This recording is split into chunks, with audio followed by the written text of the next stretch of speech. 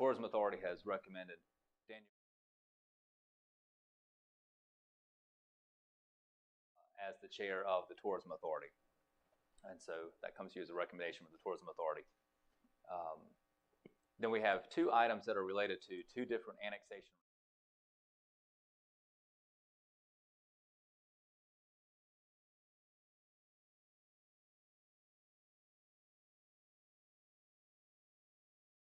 If you accept this certificate of sufficiency, then we would ask that you schedule the public hearing for the November City Council meeting. So that the timeline will match up with the major development plan for consideration for that same property. And then item 7, petition requesting contiguous annexation, and then asking authorization for the city clerk to investigate the sufficiency of that petition. And this is for a piece of property on Hickory Grove Road.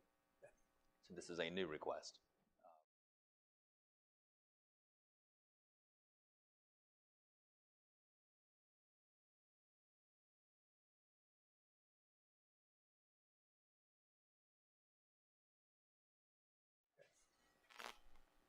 Item 8 on the agenda is approval of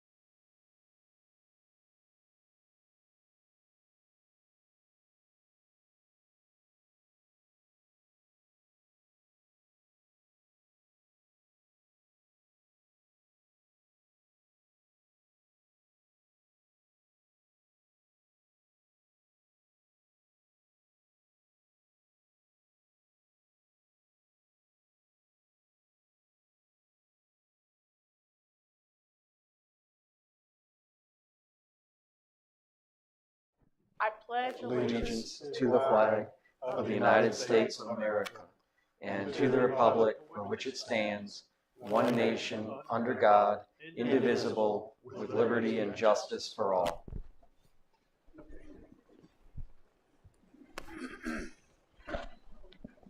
Set the agenda now. Before we set the agenda, I would like to ask that we do two things. I would like to move our finance department update to the regular agenda. We do not have an exceptionally long agenda, so I would like that to be item 1 or 2. I would also like to add a request from Milliken Pictorial Museum to lease office space at the Ford Center. Similar to what we have approved as item 4 for the Montcross Chamber. And I would like to bring those two to our regular agenda. I would also like to move number 12, approval of a financing agreement for equipment, to the regular agenda following the financial update. I think it'd be appropriate to hear that first before approving additional debt.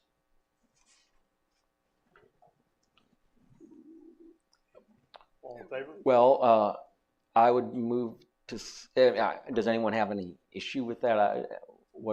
Is there a discussion, or do we just make a? Well, I have concerns because if you're going to make the proposal about Alan Milliken, although I'm very interested in knowing this, unless we have a specific contract proposal, that kind of thing, I think we need to have more information before we can make any kind of decision. Yeah, no, that's fine. I can move that to other business if you prefer, because the process would be to have them bring us a contract.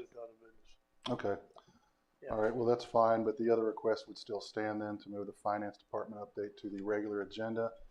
I would like that to be item 1, us to lead off with that. 2 after public comment? 2, yeah, Mayor, thank you. Do we need a second? And well, yeah, all right. And moving number 12 on the consent agenda to number 3 I on guess. the regular agenda. Is it, so do we just make the motion then?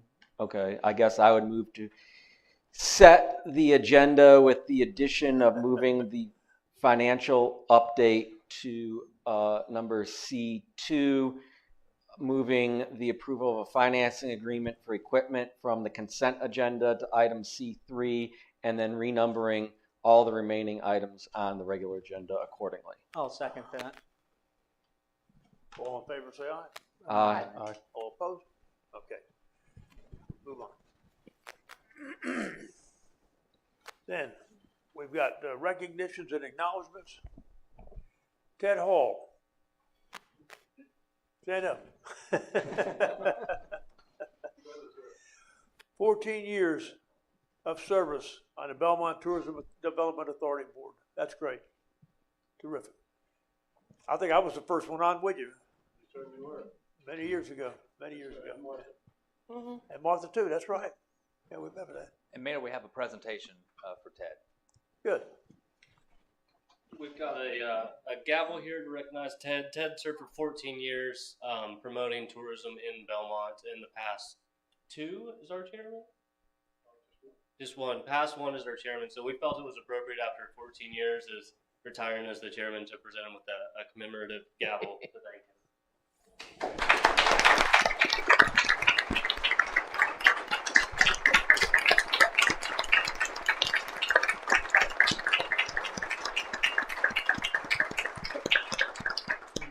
I could have used this while I was still chairman. It's a wonderful thing to have, and a great memento from my years on that board, which I thoroughly enjoyed. I enjoyed serving on the founding board with the mayor and Councilwoman Stone. I enjoyed serving for many, many years as Jim Hoffman's vice chair, which I've always said was the easiest job in the world, because Jim was a great chairperson. And I appreciate this recognition very much, and I wish great things for the city of Belmont and the tourism. Thank you. Thank you.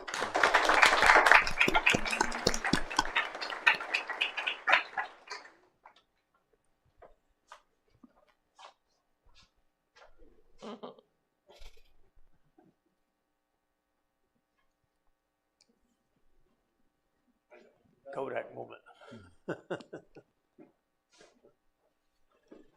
Congratulations, Ted.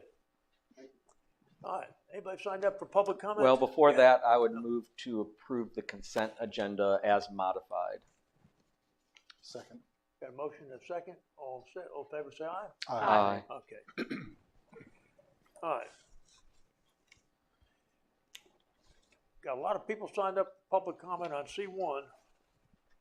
Ted Hall, you're the first one to sign up?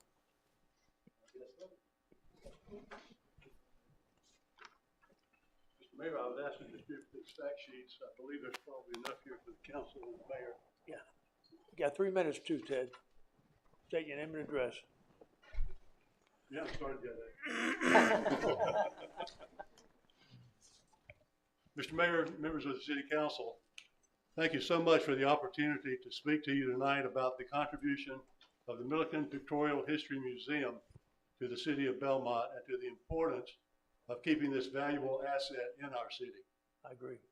17 years ago, when Frida and I moved to Belmont, Alan Milliken was among the first people I met. I worked in the Chamber of Commerce office across Main Street from Belmont Drug Building, where Alan occupied the second floor along with his already massive collection of historical photographs. In a couple of hours, Alan taught me more about Belmont history than I could have possibly learned in months on my own. On that day, I became a big fan of Alan Milliken and his treasure trove of historical photos, and also a big fan of Belmont and its historic past. How many other forever Belmont fans has Alan created through his gift for storytelling and his passion for historic photo preservation? I can't begin to estimate the answer to that question, but I know it's a very large number. There is no better ambassador for our city than Alan Milliken. Read the online reviews written by visitors to the Pictorial History Museum. You'll learn that everyone who meets Alan leaves impressed by his knowledge and infected with his love for this community.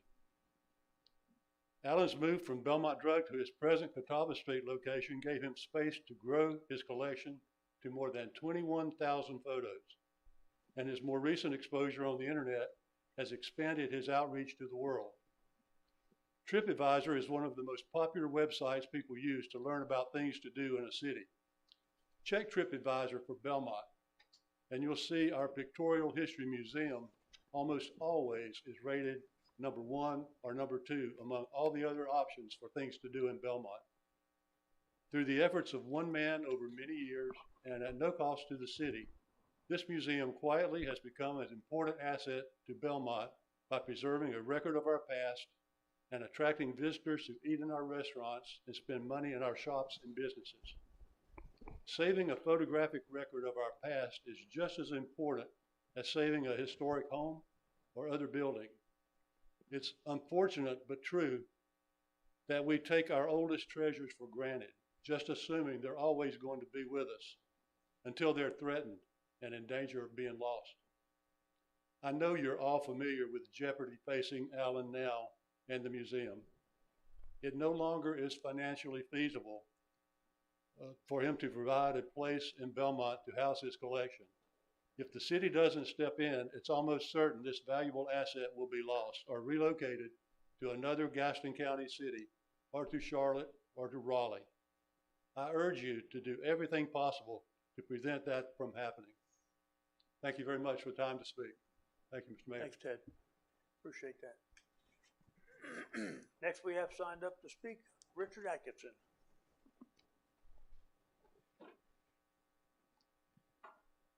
State your name and address.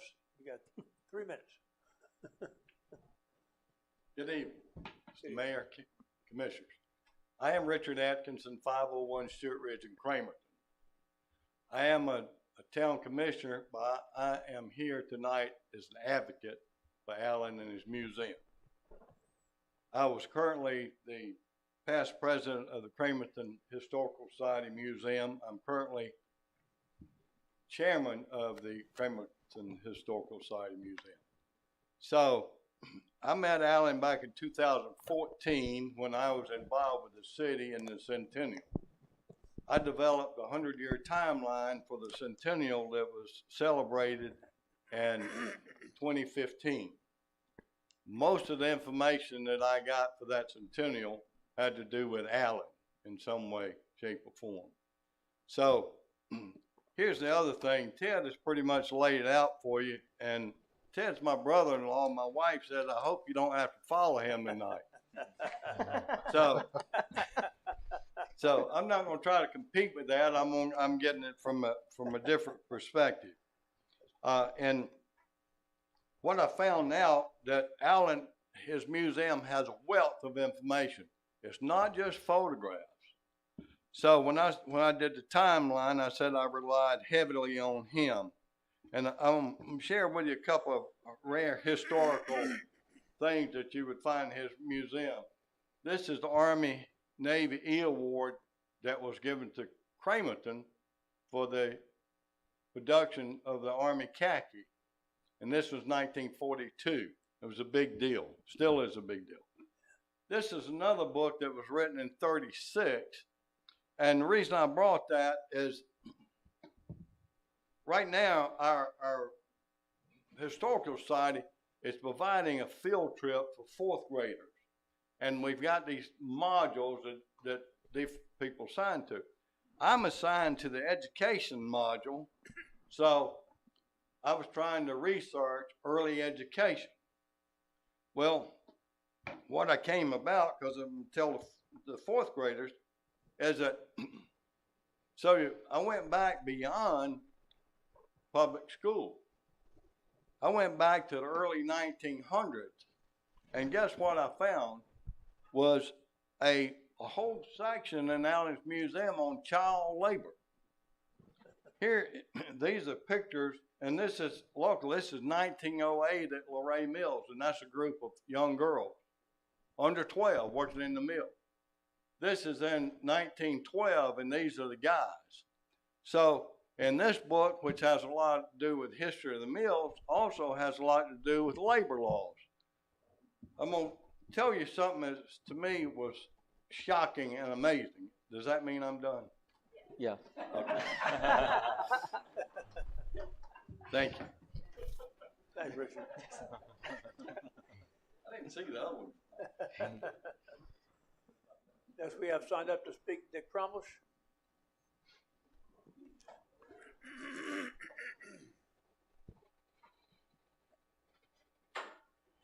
Mayor, council members, I'm Dick Cromlish, live at 302 Stowe Road in Belmont, longtime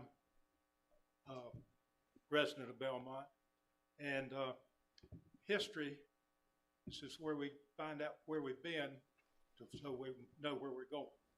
And Alan certainly has done a fantastic job, not just for Belmont, for Cramerton, and most of Gaston County, and bleeds over into Mecklenburg, some of the stuff that he has. And after thinking, just one of the things that I know that ended up in his hands was a map that was sent down to me from a former resident here in Belmont. It showed the water system in about 1920. There was two systems in Belmont at that point. One for the fire protection of all the mills that were here, and the other one was for public drinking water and residential use. It's things like that that just fascinate me, and you're not going to find it in some kind of tape or anything like that. You got to turn the pages to see what's there. I'm not trying to compete with these two fellas, so I've said about what I needed to say. I hope we're definitely for what he's going to do for us. Continue. Thanks. Thanks, Richard. Next person we have signed up is Jennifer Church.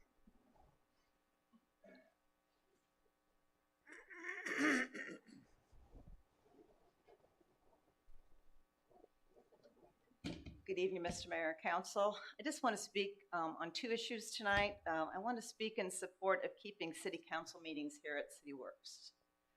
I attend quite a few city council meetings. I also attended quite a few city council meetings at our old location at the old city hall.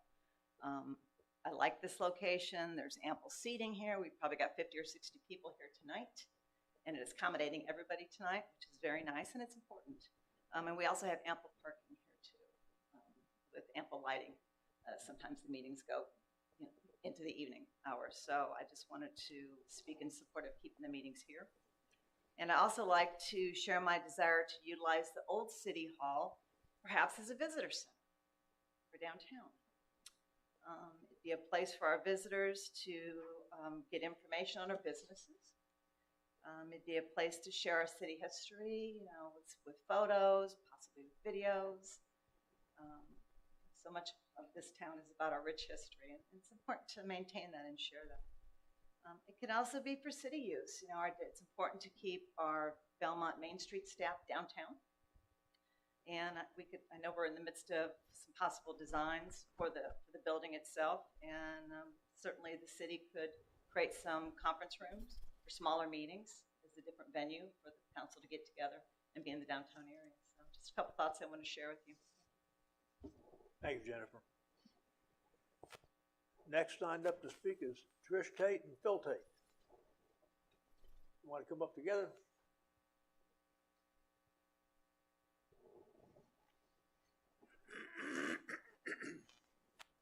Good evening. My name is Trish Tate, and I've been a resident of the Belmont community for 50 plus years. And I want to thank you, the council, for allowing me to come before you to speak in support of Alan Milliken. I encourage your support of him to enable him to continue serving the Belmont community. His collections of photos and his vast knowledge of Belmont history and memorabilia are to be shared and treasured for years to come. Allowing him a venue in the Ford Center would be a wonderful opportunity to keep the spirit of our community alive. Alan Milliken himself has indeed a humble spirit that embraces life with a love for history and the desire to allow us the experience of revisiting the past. He has worked many hours to support the Belmont Historical House, as well as the Belmont Sports Hall of Fame and the downtown renewal impetus, to say nothing of the individuals who have obtained treasured photos from him. In closing, I hope Alan's work can continue to be showcased in the Ford Center in honor of a fine citizen who has collected and preserved pieces of the fabric of Belmont history. Thank you. Thanks, Trish. Phil, you want to speak? Phil Tate? You want to speak too? No, that's the first time I've ever heard her speak for 3 minutes.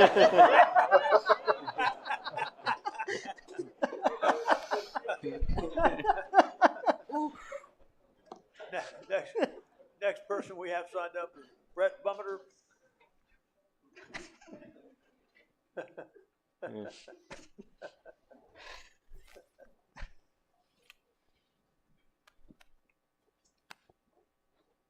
Good evening, everyone. My name is Brett Bumeter, and I live on Whitewater Circle in North Belmont. I've got 3 quick things tonight. First, North Belmont for many years has offered a safe and very large Halloween trick-or-treat event. Each year, 3,000 to 5,000 people or more come to our neighborhood in Pebble Creek to experience Halloween. Pastor Dennis Boyce has coordinated with the city to request street closure barriers in the past to keep kids and families safe. This year, Dennis has asked me to substitute for him and make this request as he'll be unavailable. I'm here basically to request barricades to close our roads and streets and to waive the $150 fee to do so for Halloween. Second, since April, several residents in Linford Park have repeatedly requested trees to be trimmed on Pleasant, Llewellyn streets.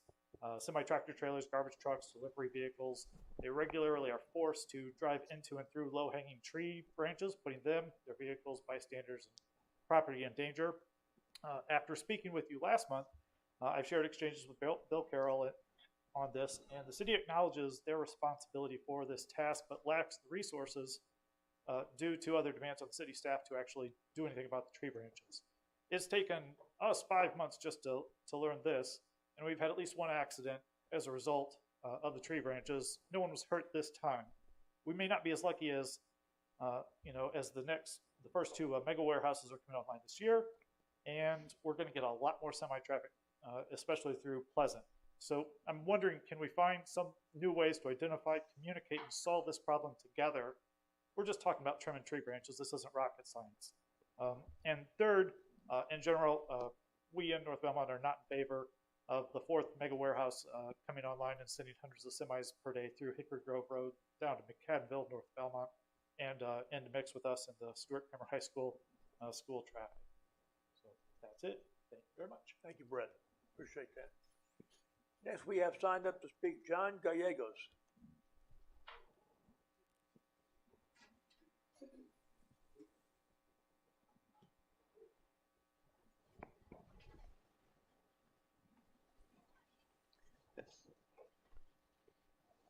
Good evening, members of City Council and Mr. Mayor.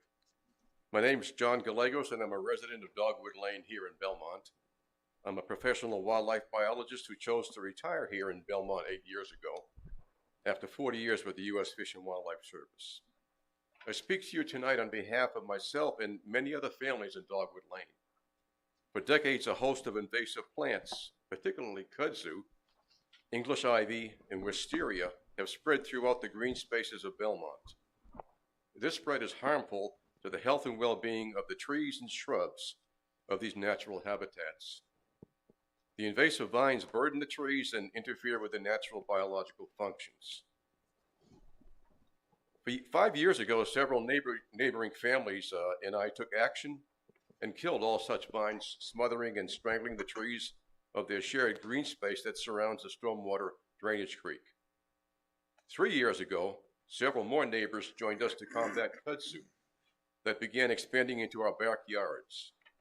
Our group now has 9 families involved in kudzu control. Because of the creek's presence, we decided that goat grazing was the most environmentally feasible method to control the kudzu spread, and we pooled our resources to purchase the necessary electric fencing, goats, etc. to get the job done. We discovered that the municipal code, however, does not appear to address the neighborhood kudzu control program that uses goat grazing. With the prevalence of kudzu in Belmont's green spaces, more needs to be done to encourage neighborhood kudzu control programs. So I'm here tonight to respectfully request that you determine whether ordinance changes governing the use of domestic goats for invasive or pest plant control on public and private lands are possible for the good of our residents, the public, and the city.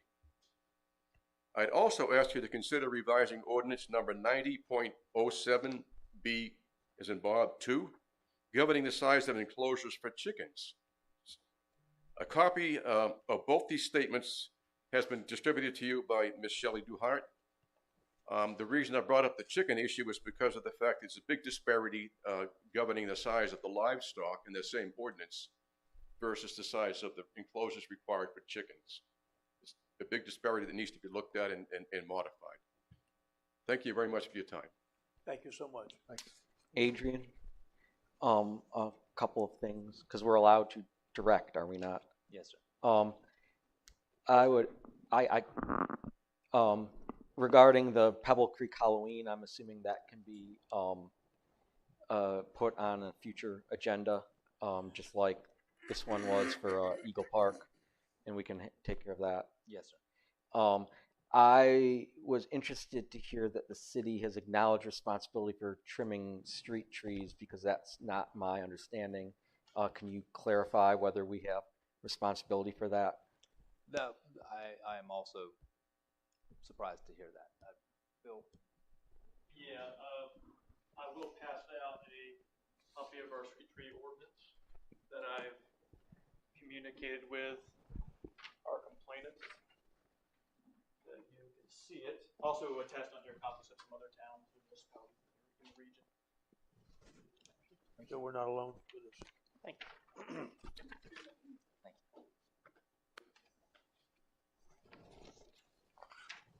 Yeah, so I kind of wanted, when Mr. Bumter had come out to the council meeting last time, I wanted to kind of do some digging, find out what we had on the books and what our responsibilities were, because ultimately street trees are all within Belmont.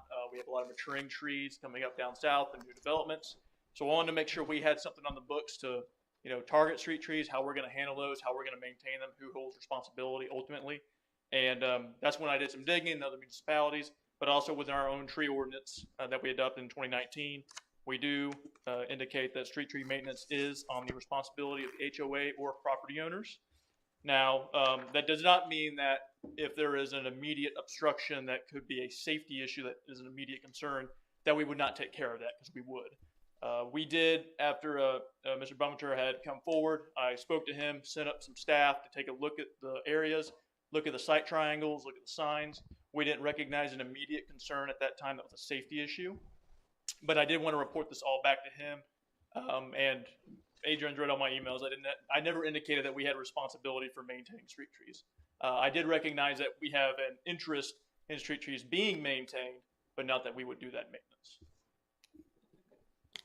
Hey, just a quick question. Yes, sir. I see here where in item B, it says trees shall be pruned to maintain a clearance standard of 8 feet and 11 feet above a street or parking lot. If that is, I guess if a tree is growing in violation of that, is that something that code enforcement could address? I assume so. The tree ordinance is covered by the code enforcement, so yes. Okay.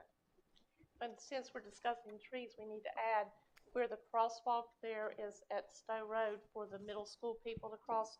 The lighted yellow parts are not visible, or not very visible because of the tree limbs. So we probably need to ask those businesses to look at what can be done to limb up that too, because that is a safety concern. And Yeah, if they I can think do that- ultimately, as we get these requests, we'll need to make sure because sometimes we have private property trees as well that overgrow. That happens all the time. And we certainly don't want to, we don't have the resources nor the time to go through every single road and maintaining those trees, even if they're on private property or public property. So it does indicate in our ordinance that we maintain, of course, our main street trees and those in the downtown region, which we do. But I did want to clarify that for you all here tonight. Thank you. Thanks, Bill. With respect to the goats, everyone loves goats. I mean, we've had chickens before, we've had bees. I don't see why we couldn't have goats. That seems like it's helped in other. I mean, the city itself is using goats near for the Greenway, the Abbey Creek Greenway Right areas. down there. Yeah. So I mean, if we're doing chickens and bees, we can do goats too. I'm interested in that. And, you want to put goats on the agenda for the next meeting too, right? and bison maybe. Bison, okay. But That would be yeah, cool. I mean, that sounds. I mean, what do we do with chickens? I thought we did something. Maybe it wasn't with enclosures, but I thought we did something with chickens a few years ago. You updated the ordinance. We did some research on that, and it's probably been 3 or 4 years About ago. 3 years ago, we updated the chicken ordinance to allow for urban chicken farming, basically. And through that process, we had workshops and then presented a draft. And so we could look at that again.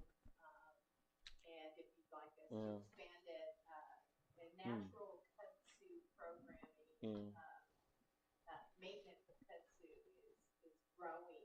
Yeah. And it And seems like an there environmentally is- friendly. ordinance allows temporary, but they don't allow a whole program for it on an annual basis. So we could look at that directly. And is this, I mean, I'm on the city council representative for the Environmental Sustainability Board. I mean, this would be a perfect partnership, I feel like, for that board as well. So I think I'm interested. That sounds. Yeah, I think we need to take a look at it. Yeah. Particularly the certainly do that. chickens, 900 square feet for a chicken, and the equivalency for cattle or livestock doesn't seem to make sense. Yeah. The chickens have come home to roost. But we can certainly look up Somebody had to say. ordinances really good. All right. Sorry. One more thing. Just All right. Next, we have a public hearing. No, we remember we revised the agenda to have the financial report up first. Oh, yes. Okay, that's right. Number 3. Number 2. Number 2. So I would ask our finance director, Jared Piles to come and give a presentation on our finances. Bear with me. Good evening, Mayor, Council.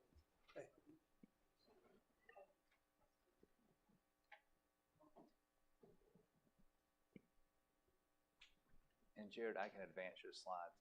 Yeah, I'll just cue you. Just let me know. You can just go to the next slide.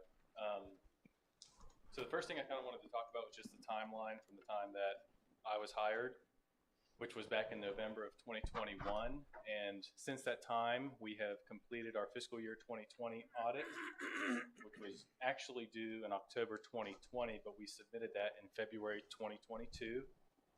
And immediately after that, we began catch up in fiscal year 2021, which would include reconciling cash, posting cash receipts and disbursements, journal entries, tying down balance sheets, accruals, etc. And every year, the audited financial statements are due to the LGC by October 31st. So the fiscal year 2020 of that same fiscal period. So fiscal year 2021 audited financial statements were due in October 2021. We are currently under audit right now, and expect to have that submitted in October 2022. So next month, and then we'll meet. Yes, sir. Was that at various times purported to be July 31st or August 31st, or am I thinking of different deadlines? You may be thinking of different deadlines. Okay. The auditors can. So the statute would say that as close to the end of the fiscal year, you'd like your auditors to come in and do your audit. But it is state statute that it would need to be submitted by October 31st. Of that calendar year. But that's not, it would be a year. So we're behind. We're a year behind, right? Because this should be the time that they should be reviewing the 2022 That's correct. audit, correct? That's correct. Yep. And so while balancing that, we've also caught up the general ledger in fiscal year 2022 because, as you're aware, we are on the LGC's UAL list. There are reporting requirements. That is a part of the letter that we discussed several months ago. So there are different reporting requirements that we have to attain.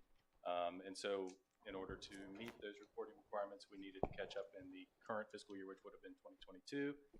So upon completion of 2021 audit, which we expect next month, we will be ready to begin the audit for 2022. And I expect to have that completed in December of this year. Cool. So when is the next time, though, that, because we have to get it in by October 31st, 2022 of this year. That so would be when could we then, so let's say that we get it completed in December of this year, when could we then submit it for review for debt servicing? So we would need to have 2 months advance notice, which we would work with our consultants on that to make sure. They've been kind of our middleman with the LGC. The LGC has been very aware of our situation as far as cash flow and what we're seeking debt financing for. So once we get the 22 audit completed, we're already on their radar. They'll be expecting our financial statements and for us to be submitting an application for debt financing. Okay. So what's the best case scenario for that to happen? February would be if we submit in December, we would be on the LGC's agenda in February with approval for financing for the rec center.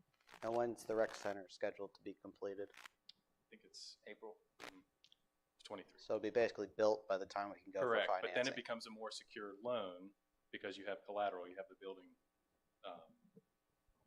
as collateral for the loan. And we've discussed this with our consultants as well. Who are the consultants? First Tryon. Excuse me. First Tryon Advisors. I just want to make a comment. You've done a heck of a job. Thank you, sir. To catch everything up. Just terrific job. Thank you. I think we all agree on that. How we got in the situation might be another discussion, but I think we all agree you're doing a very good job on this. Yeah, and again, we appreciate the catch-up, but we shouldn't have been in our current situation. Yes. I mean, ideally you are caught up on your audits in that way and with your general ledger so that you're prepared and ready to be audited. Unfortunately, that wasn't the case. It wasn't the case when I came on board. And that's kind of why I wanted to illustrate the timeline, because even when we submitted our 2020 audited financial statements in February, we were not ready. I used to do local government audits. I've worked for the firm that does our audits. We were in no way, shape, or form ready to be audited for fiscal year 2021 upon completion of the 2020 audit. But we are now, and it's underway. Thank you for all your hard work. Yes, sir. Thank you. I'm sorry, did you just say that you worked for First Tron? No, Mark Starnes and Associates. Is there more? Yes. Yeah. Oh, yes, yeah. So All right. this is just I've kind of already discussed this in the previous slide, but just kind of showing when we completed each fiscal year that's open. So fiscal year 2021 currently underway, expected completion September, October this year with financial statements approval by the LGC in October 2022. Then that would allow us to engage. We can't sign an engagement letter to audit 2022 without first having 2021 completed. So once we get that completed, we'll sign the engagement letter. We'll be underway and expect to have those financial statements accepted and approved by the LGC in December 2022. Great. And now I'll just jump into the Belmont Recreation Center update as far as our expenditures. Project authorization per the project ordinance was around 13.6 million. We've spent approximately 6.7 million and have 6.8 million left in project costs remaining.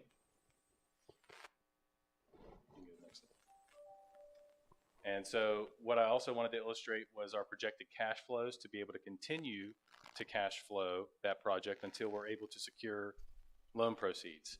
So you'll notice the red line in the graph is what we project our cash flows to be over the next 6 months. August 22 is our current cash balance. And so what I did is I took our average over the previous 2 years to gauge what we can expect our cash receipts and disbursements to be over the next 6 months. And our project payment applications from Edifice, our general contractors, are baked into these projections. So our projected would be the red.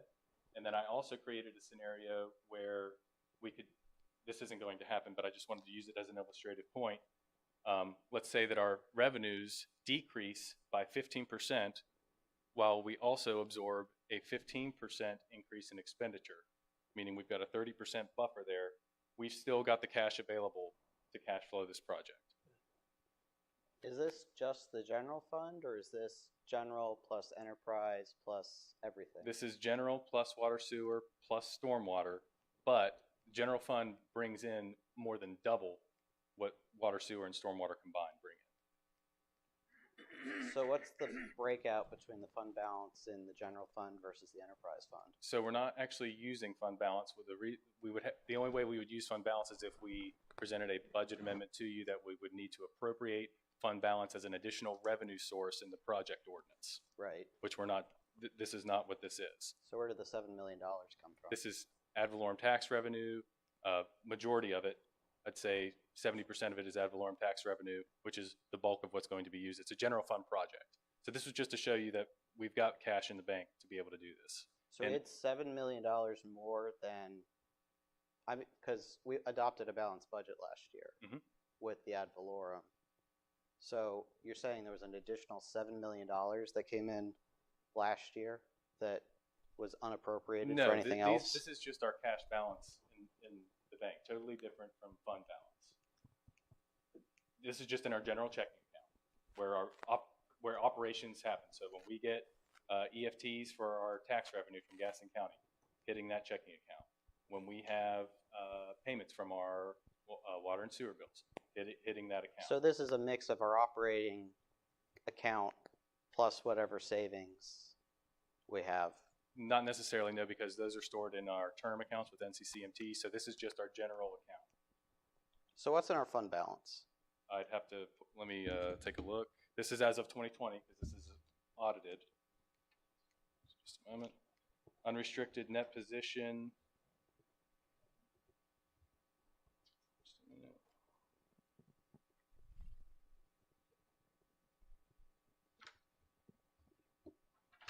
This is showing 10.2 million. in our general fund balance? That's combined. So that's general fund plus enterprise. Correct. So what's the breakout between the general got fund and the enterprise fund? Unrestricted, 2.8 million. This is 2 years ago, so we've likely increased this balance. But 2.8 million in general for governmental activities, 7.3 million for business type activities. Let me roll up. I guess what I'm getting is I'm not really interested in the enterprise fund because we're not going to use that to pay for the rec center. Correct. So I only care about the general fund. Well, I can certainly break, because our cash balances are broken out on the general ledger for each fund, so I can certainly go back and retool this graph so that you can see our cash flows. Because my recollection is that we've got a much larger unallocated balance in the enterprise fund than we do in the general fund. So, And the point of that is to pay for water and sewer infrastructure. right, this is as of 2020.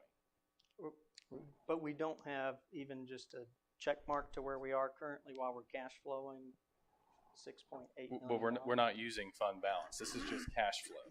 So where's the 7 million? I guess that's what I'm struggling It's in the with. aggregate of all of our cash accounts. So I can send you all grouping reports from our auditors from fiscal year 2020, and that way you can see our assets all in one place for each cash account that we have. That would include all of our investment accounts, general checking, ARP, NCCMT terms, all of them. This is just general checking. Right, we have but- more cash than that. But the point that I think, and again, I'm not trying to assume what you're saying, something's being depleted by us cash flowing the rec Yeah, I mean, center it's $7 as million opposed to going Didn't to just debt grow on a services. tree.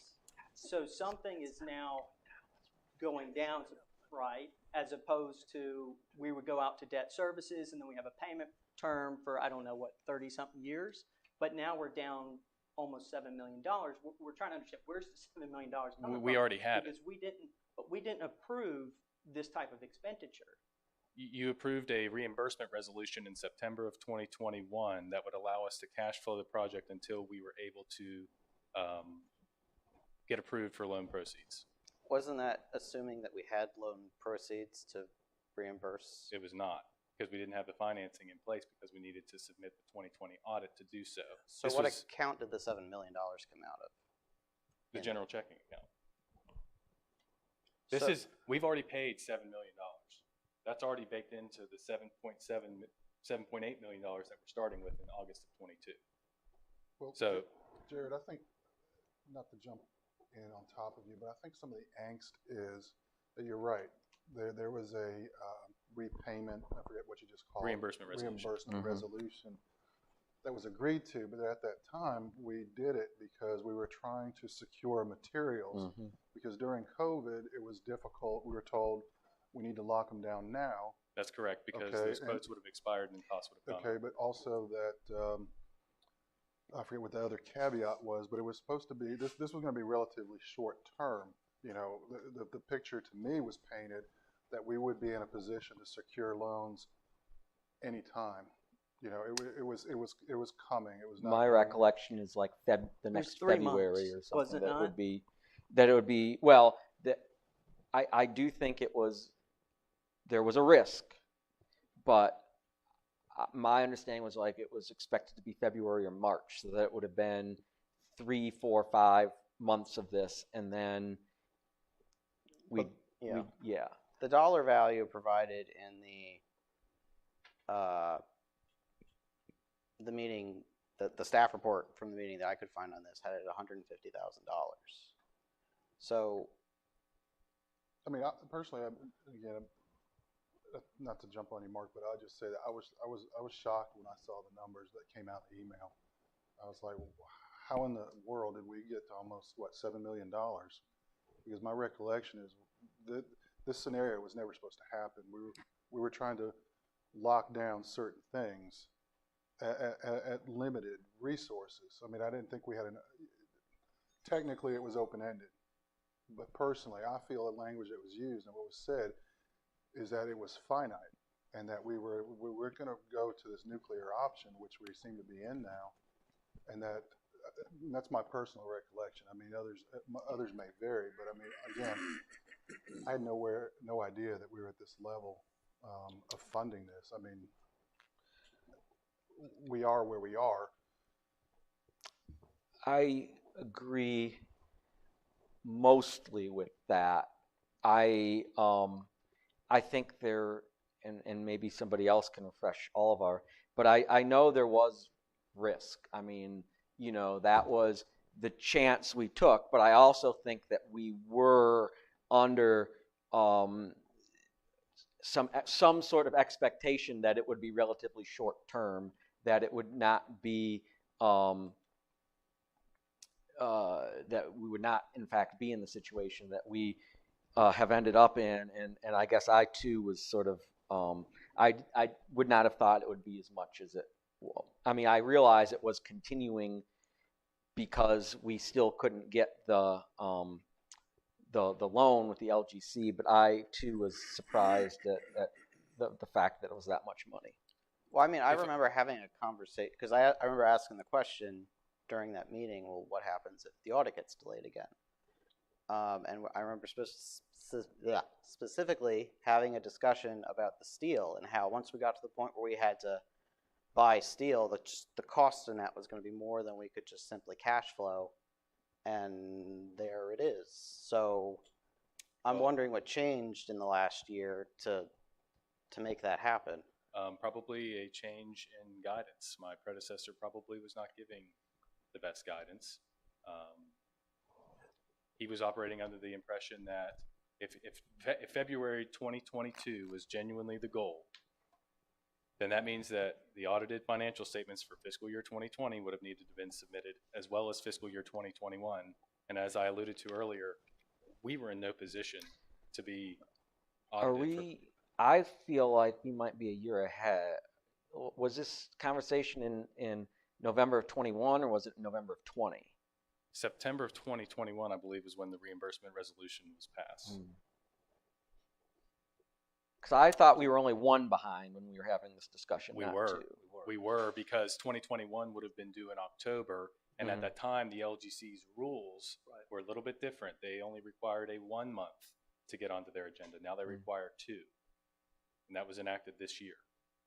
So things have changed a little bit, but regardless, even with that time frame, even if we did get the audit submitted in October, then we would have been okay, because from a financial reporting standpoint, 2021 would still be open. 2020, we would have had it submitted, could have gone on the LGC's agenda in October, and they would have allowed us to seek financing at that time. But we didn't get it done by the end of October. Clearly. So 2020, so that means now you have to have 2021 completed. And to put it bluntly, it's been a bear to catch that up. And that's kind of, kind of have to pick up the pieces and run with it. Well, and I don't think anyone's questioning that. And again, like Jim said, I definitely appreciate what you're doing. But again, the concern here is that we've spent $7 million and we're trying to understand what do we as a city, where has that gone? Because we were supposed to debt service that whole thing, right? Correct. And I get the reimbursement, I understand, but we are going to be paid back via a loan to pay interest on what we've already paid to the rec center. Correct. In theory, yes. But we've now we're basically going to we've depleted our current cash holdings by cash flowing this, correct? We have, but we still have the cash available to still run our normal operations. But we don't have a commitment to when we can get 2022 into secure debt services. Right, that's what we are working toward. And I think that's what the concern is, right? Yes, but I'm not sure that I know how to answer that question, because I'm just I'm trying to get us caught up so that we can. No, and this is, again, I'm sorry, go ahead.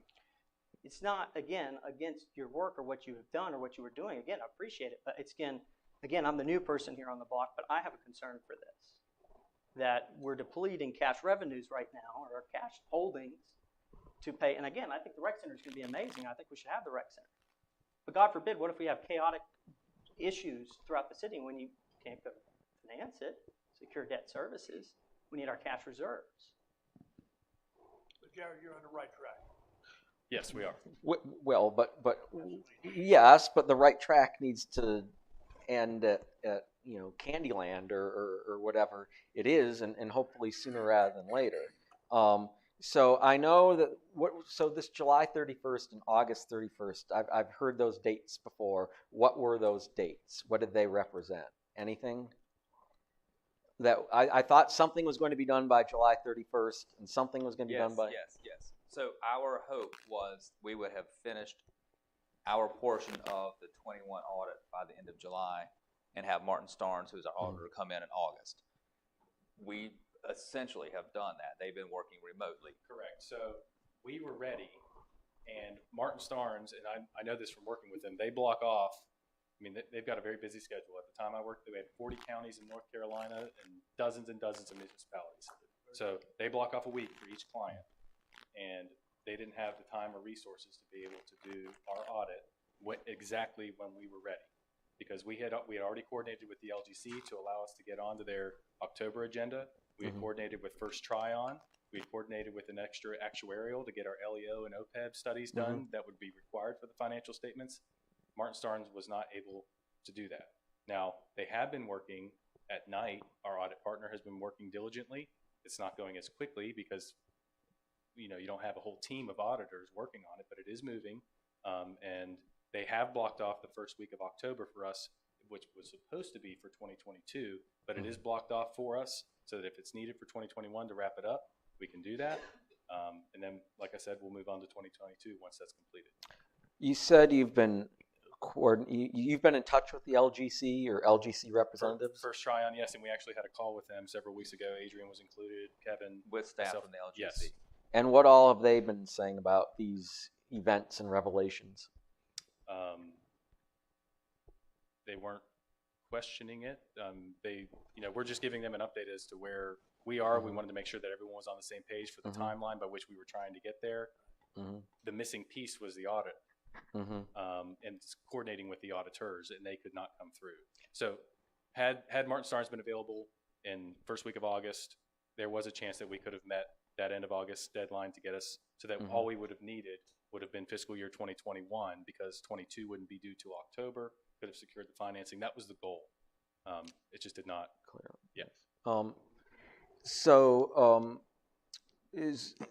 Is that something you would have discussed?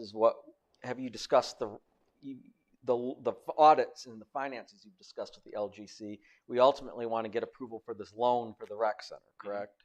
So they know that this is ultimately for the rec center, right? Yes.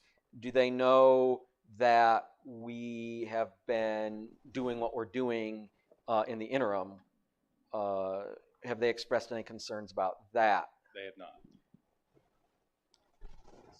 So I do have another follow-up question. So obviously this, I think Mark, you moved it down for the financing or the debt servicing for, I believe it was a fire truck and then some equipment. So, and of course with that being vehicles, but let's talk about our regular CIP projects. If we needed to go out to debt services for those today, and let's say a council approved it, we couldn't do that, could we? It would depend on the lender, but theoretically, yes, we could. It would depend on whether we'd have to go to the LGC or not. It would depend on what type of CIP. Correct. Some of the larger, if you're talking about a very dollar large threshold yes, for if larger projects that would require LGC debt approval, then no, we would not be able to do those. Those would be pressed pause.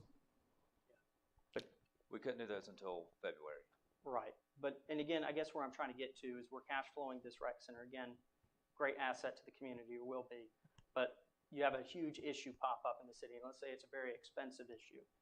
Well, debt services, and right now we have our cash tied up. I mean, that's where I'm trying to get to. I mean, we got to manage our risk as a city. Yeah, understood. There's really no way around it. We do have the cash available to continue with operations and unforeseen emergencies. That's where I tried to illustrate the 30% buffer. Yeah. I feel confident that we can get this done and have the cash available to continue with operations and then move forward. So just to go back to the $7 million, because I still don't understand where that's coming from. So like if I know we're bringing in money every month, most of that's already budgeted for something, but maybe the expense hasn't been incurred yet. Is that where collectively this money is coming from? So it's like money that we would spend later in the year, and you're banking on getting the loan in February to fill that hole? Yes and no, because when you pass the project ordinance, you have anticipated revenue. So you can proceed with the project without actually having, the issue would come up if we didn't have the cash to be able to do it.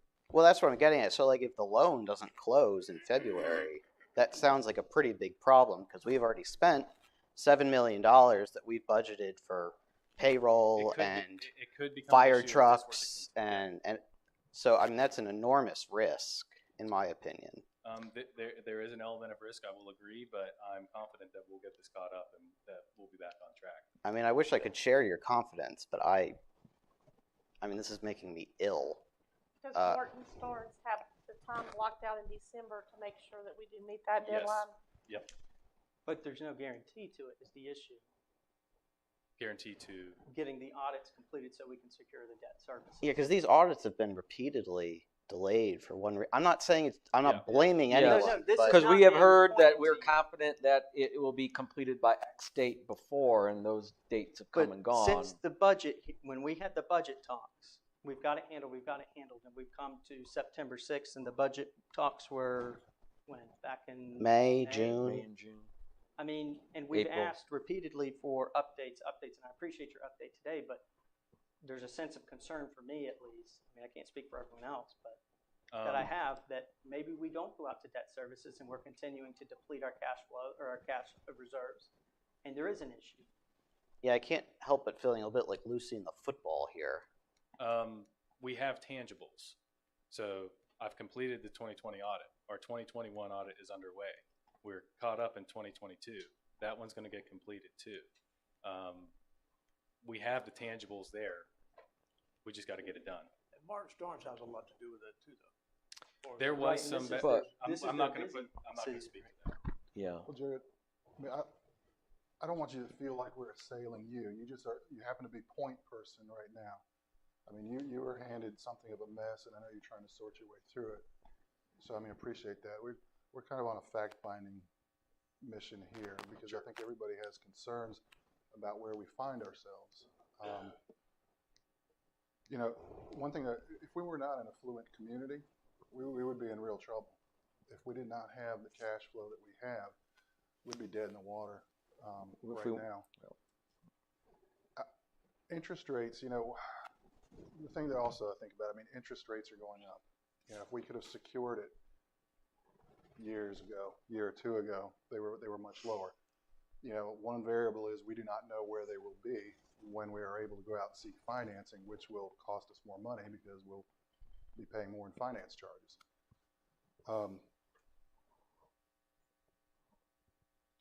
I want to know how we got here. Really, I guess what I'm driving at. I said you were handed a mess, and you were. So, I mean, this had been brewing for some time in advance of your arrival. Be probably a year. At least.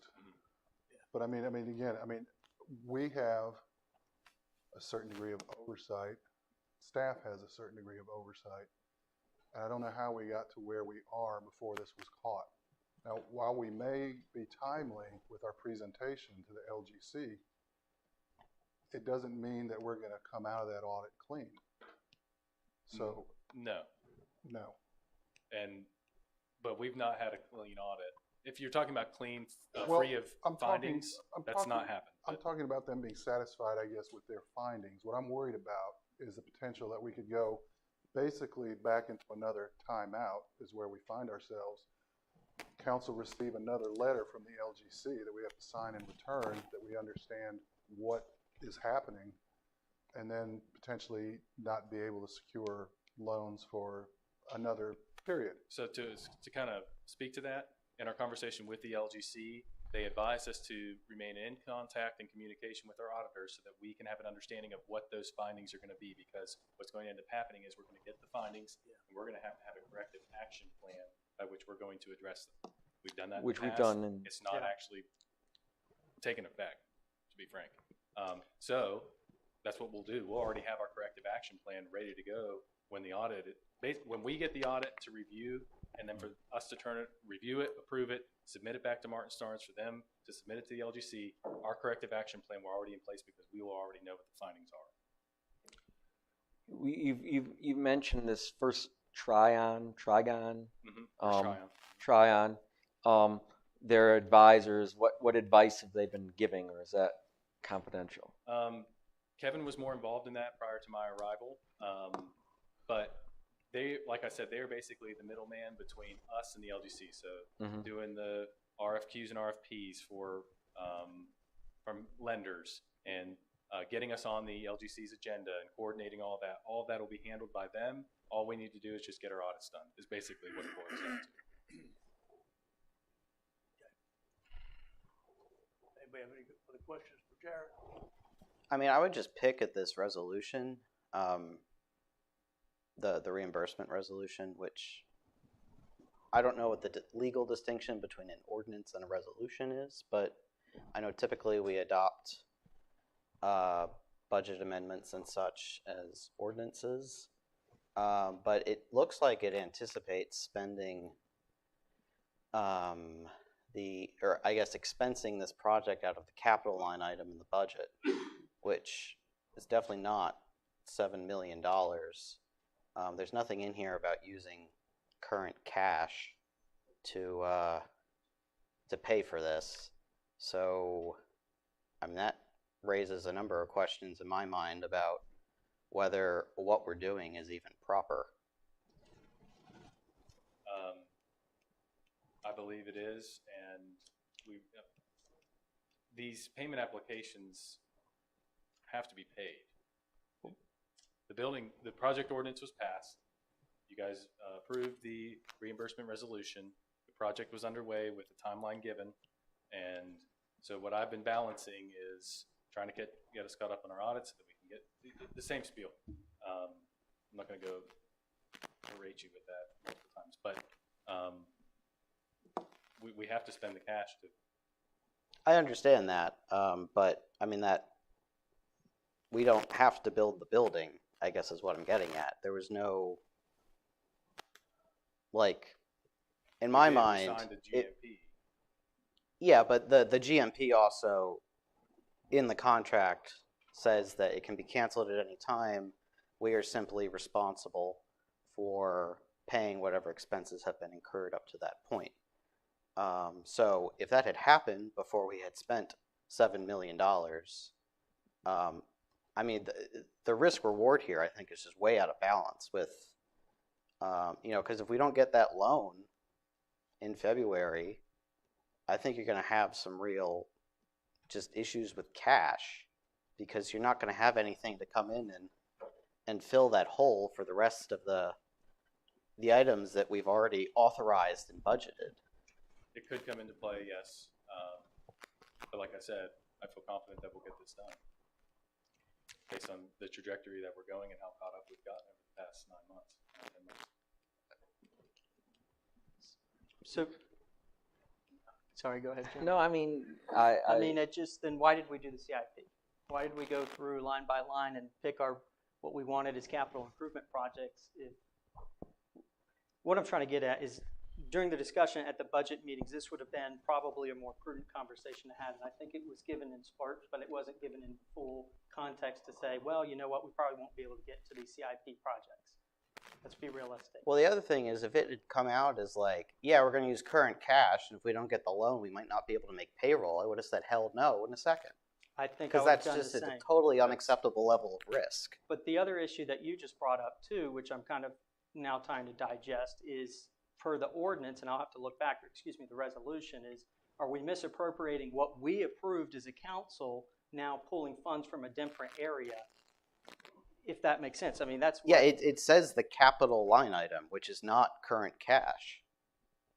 And then here we also have proposals for the renovation of the city hall. I mean, should we say we probably shouldn't even look at these? That we moved to year 2022? I mean, again, the frustration is not at you, Jared. It's just the frustration of the situation where we are today and looking at this and being concerned about our city's financial state. Certainly. Well, what is you said you think it was not inappropriate to do this the way we have. I believe that's what you said when Mark asked you. Perhaps I'm misstating the question, but what is your basis for your belief that this is appropriate to fund it this way? Because basically the ball was already rolling whenever I came on board here. So and plus a lot of the money, some of the money that was already spent in design and engineering was expensed in prior years, not included in the project ordinance. And that's because we didn't pass a project ordinance until fiscal year 2022. So some of the dollars that are spent there were expensed in capital per the reimbursement resolution. But the wheels were already turning. It was my understanding that we had a green light from council, from city management, to continue and proceed with the project with the anticipation of getting these audits done. I mean, that's the hinge there is getting the audits done to secure the financing. If we meet the August deadline, you know, we get the loan proceeds and we refill our coffers, and this isn't an issue. But obviously, that didn't come to fruition as planned. We're in the trajectory of getting them completed by February, by December, being on the LGC's agenda in February to secure the loan proceeds and get our coffers refilled. And that might not have been a fair question to you. That might be more of a legal opinion. I don't know.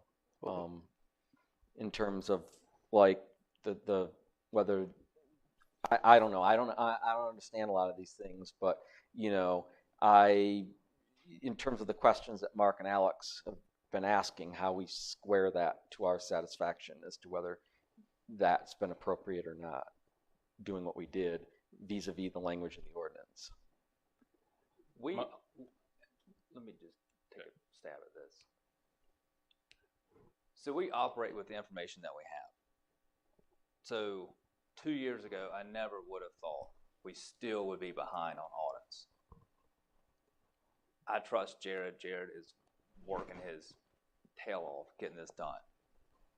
I had misplaced trust in his two predecessors. That's why we're here. When we brought you the GMP from Edifice, when First Tryon suggested that we do the reimbursement agreement because it was clear we were not going to have our 20 audit done in time to go out for financing and to pay those first few pay apps, we had to figure out how to work through this. And yeah, initially it was we thought we would have the 20 audit done in time, that we were only going to have 1 or 2 pay apps we were going to have to pay cash for, and then we were going to get our loan. That clearly didn't happen for a variety of reasons, none of which are Jared's fault. So, and I know you're not blaming Jared. Not at all. Right. Jared's really smart and he works really hard, and I don't understand half of what he says because he's a finance geek. That's all right. And I'm a liberal arts guy, so I need pictures. But he's really good on the number side of it. So he inherited a bigger mess than what really even we thought, because I'm not a finance person. I don't understand all the ins and outs. Doing an audit is extremely time consuming and very complicated. I mean, you're literally looking at every financial transaction, all of our capital assets, everything that we do with the city. And so it's a very cumbersome process. I have never had a great oversight of the audit process because it's always been the finance director and the auditors working on it. I have to trust when the finance director says, I've got it under control, we're working on it. I don't know any otherwise. So now, like I told you last week, I've been given access to the software system. I check in with Jared. He explains where we are. Yeah. I've got a lot better understanding of what an audit process is. And the fact that he's about to complete 3 audits in 1 year is remarkable. It is. But it's a calculated risk that we all took collectively.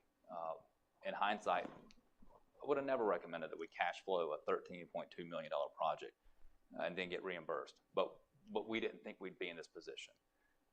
Thank goodness, to your point, our finances are solid enough that we can do that. There's not a lot of towns that could do that. And we're going to reimburse ourselves from the loan proceeds, which we will get because our LGC staff contacts, our First Tryon advisors said, you're in a growing town, you're an affluent town, you're in a growing region, your finances are solid, there's no reason a bank would not approve your loan. So it's just a matter of getting to that. Now, sure, there may be a bank that says we're not willing to touch you. That's fine, there are a lot of banks out there. And that's why you hired First Tryon, because they have access to a lot wider net of financial institutions than us just sending out a notice to Bank of America and BB&T and Wells Fargo like we traditionally do. So We're getting there. We're really, really close. And I know that I've told you that in the past, but I trust Jared and his team in what we're doing. But it didn't answer my question, which was, Mark and Alex have raised these questions about what the language in the ordinance said versus what we did. Square that circle for me, because it sounds kind of, concerning, and I don't profess to know this. This isn't. I'm not a finance guy. This isn't an area of the law that can somebody, whether a lawyer or allay that concern if it can be allayed. But I'm just interested in that. It's just concerning if that's what tell me that that's not a problem, someone, or is it a problem? It could be a cash flow problem. I guess I'm a lawyer, so I'm concerned about legality. Right. So just to kind of water it down, we've got a reimbursement resolution in place. We have a project ordinance in place with anticipated revenue. Yeah. So if we have the cash flow available, which we do, and we have a reimbursement resolution in place, and we're on the trajectory to get the loan proceeds, I think we're okay there. But if the resolution says the funding is supposed to come from the capital line item, and the capital line item is, I forget what it was last year, $2 million, let's say. I know it wasn't 7. Right, and maybe that was because the project ordinance wasn't passed until after the reimbursement resolution. But we could look at that and inference or reference that was approved based off of spending out of the CIP or the capital improvement, right? Yeah, that's how I'm interpreting. As opposed to being pulled out of our cash. I understand. That's the issue. If you come to me and we have a capital improvement project that is on the CIP list, we're going to pull out of the CIP. Okay, well, everyone already looked at that. No, instead we're going to pull it from our cash reserves or fund balance, wherever it's coming from. Which is the operating balance in our checking account. Which is the operating, correct. I mean, that's not even in the budget. It is because it's in the, so.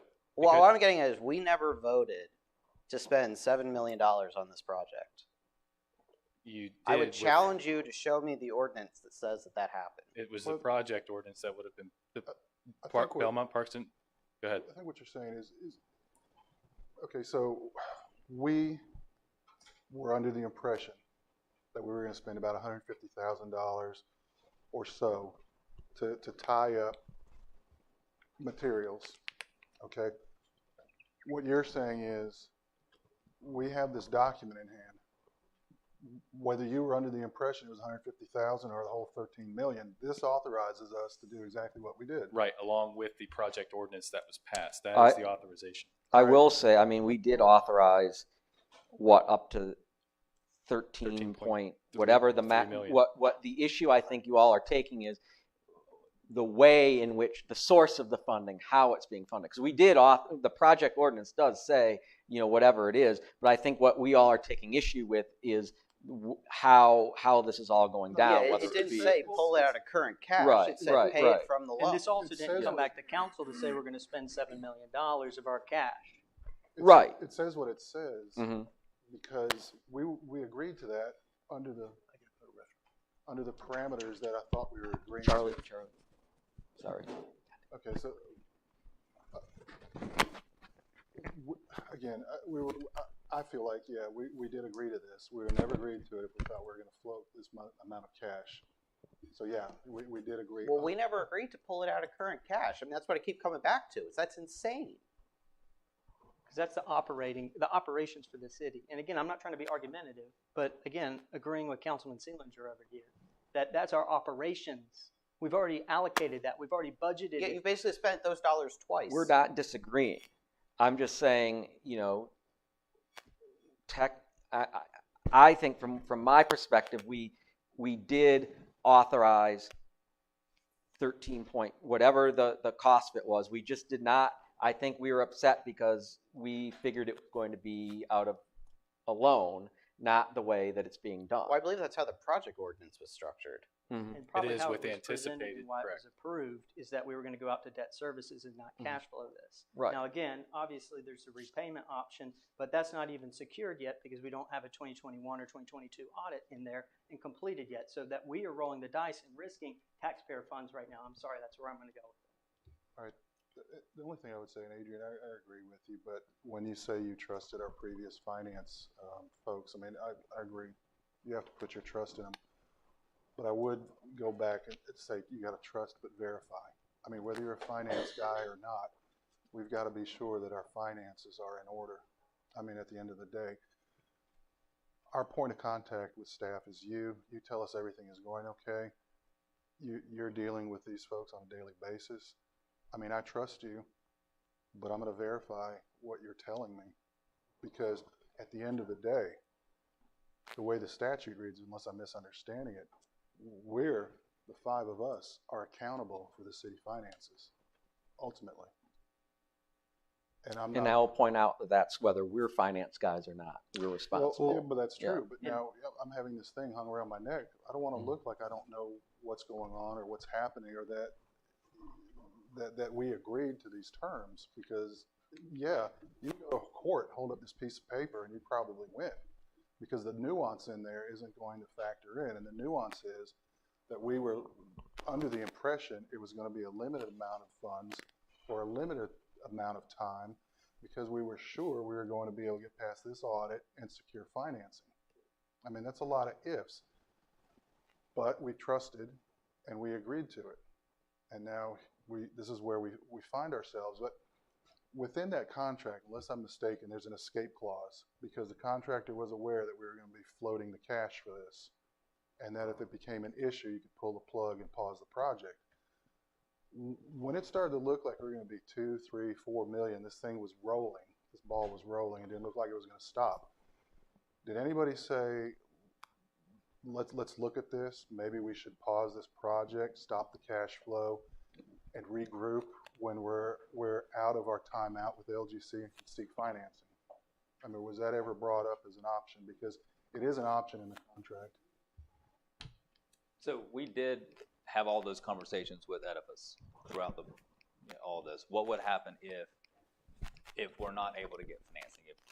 If we run out of cash? What worst case scenario? What would happen? We need to stop the project. And the answer was it would cost us more. We could stop it, certainly. We'd pay for whatever materials are done, and we'd have a building that's just kind of sitting there until we decide it's time to restart it. Then you have the cost of everything's going up. Remember we were trying to lock in all those long lead time materials, which we were able to do. Had we not proceeded with the GMP at the time, it would have gone. The cost of doing this building would have gone up, and you may not have been comfortable with the new cost. I mean, we as it was, we had to value engineer about $1 million out of the project because of the changing in the market. So, yes, we did have those discussions, and it was better for us financially to continue with the project. Now, certainly, we had hoped that we would have 21 finished prior to now, and this wouldn't be an issue. You already had the loan in place. So, I mean, we're there. We're almost there. It's now September. We should have this finished in December and go to financing in February for a project that's going to be completed in April and should be open in May. But if you guys came to us to have this document, which now alludes, which you say authorize you to spend X amount of dollars, you came to us for that. Why wouldn't you come back for us? I mean, you decided among staff. We're ultimately accountable. I mean, why wouldn't it come back to us and say, again, this thing is rolling? Why do you want us to pause this project or not? Because it looks like we're going to spend a lot of cash. I don't think, again, I can't speak here to the time, but I don't think I don't think council at the time authorized an open check as to writing the amount in there. I think for me, again, understanding where we are and what we've been doing, when I saw that, I was appalled. I was just really shocked about how much we've spent on this. Again, I think it's going to be a great project, but again, concerned of where our current situations are, that we can't even point and say that we for sure will have this. again, a gamble. It was when you passed the reimbursement I- resolution and also with the project ordinance. I agree that there was risk. I do agree with my colleagues, though, that, everyone was operating under certain assumptions. We knew that there was risk, but we were operating under certain assumptions. And I do think that at some point along the way, somewhere between $150,000, $180,000 and $7 million, there could have been some communication about what was, because I will agree that, I was very surprised that it was that much money. So I do think that, I don't know, where that line is, but it was somewhere between 150, what was it, 150, 180? Yeah, $150,000 was the number we were initially given. Versus 7 million. It was somewhere. This is, I think it would have been good to know. I would also wager to say that was misleading at the time too, to not come back and give an update to say, by the way, we're continuing this and incurring additional Yeah, we just dropped $2 million on Well, I steel. knew we were continuing to do that. I just didn't know the extent of it. I mean, it would stand to reason that, we thought it would be taken care of in March of 2022, and it's not. So it would stand to reason that costs would continue to accumulate, that we'd still have to be doing what we, but I don't think it certainly didn't occur to me that it would be $6.7 million or $7 million. And it's not like this information was volunteered by staff either. It only came about because Alex thought to ask the question. I did request. So, like, to at what understand point were what you we guys planning on telling us? We have the cash flow to be able to fund it. I was operating on the reimbursement resolution and the project ordinance with anticipated revenue. Yeah. I mean, that's I don't think that was really a question for you. So Yeah, I know I did kind of. yes. All right. Anybody have any other questions for Jared? Again, I think we need to zone in on what the legality of this. I mean, again, we approved this coming out of the capital fund. Now we're cash flowing this through other ancillary accounts, as it would appear. I think I would also like to understand what our current fund balance is, our current reserves, because we've depleted something without taking away from something else. I think we need to understand that. And should we hit pause on this? Yeah. I mean, I don't know that I can, in good conscience, continue to allow this situation to persist. Again, this is an amazing project and an amazing opportunity to the city of Belmont, but because of our own doing as a city, and we could not present the audits on time, we cannot seek debt services for this. And now we're jeopardizing taxpayer funds. Again, and you even said there's a possibility, right? I mean, nothing's guaranteed in this world. I don't have a crystal ball, but Yeah. I mean, there's Nothing always is going to be a level. Can't of guarantee I'll risk. wake up tomorrow. Yeah. Well, the thing, the So, bottom line is in a nutshell, for me, we're gambling with other people's money. I mean, this is the taxpayers' money that's coming to us to be good stewards of, and we're kind of rolling the dice on several occasions that we're going to come out of the audit clean, we're going to be able to finance debt. It is, and we will proceed with the guidance and advice that you all give. I mean, that's all that we can operate under. Okay. One of the, and I've said very little tonight about this, but yes, I'm concerned. But the other piece of this too, we did research some years ago about that you can transfer money from one fund to another, and we all discussed that we are not particularly interested in that. So you still have money there to leverage to some degree until you get this project finished, because I am not in favor of hitting pause when we're this close to finishing it. Well, I'd just be interested to know, Richard alluded to the contract, what it says, because that thought had, regrettable as it might be, that thought did cross my mind. I'm not saying what, but I'd be interested in what the contract says about, what is it? What do you call that? Postponement or suspension or whatever you pause. And I again, I don't know. I think the question we're all asking, whether that's a finance question or a legal question or what, but I just don't know. I don't want to insinuate anything, but it's a concerning point, and I'd like an answer to it for my own ability to sleep at night, if nothing else. The other point I think Aaron made was about when we do look at securing the loan, the fact that we have a completed building is going to give you a more secure part of collateral. Is that Yeah. correct? That and our constant communication with them over the past 2 years, Absolutely. our ability to absorb the debt. Yeah. Our total legal debt margin is $128 million. As of 2020, we had $14 million. So we have the ability to absorb the debt. The LGC is going to look at that. They're going to look at the progress that we've made. As Alex had alluded to, there's always an element of risk.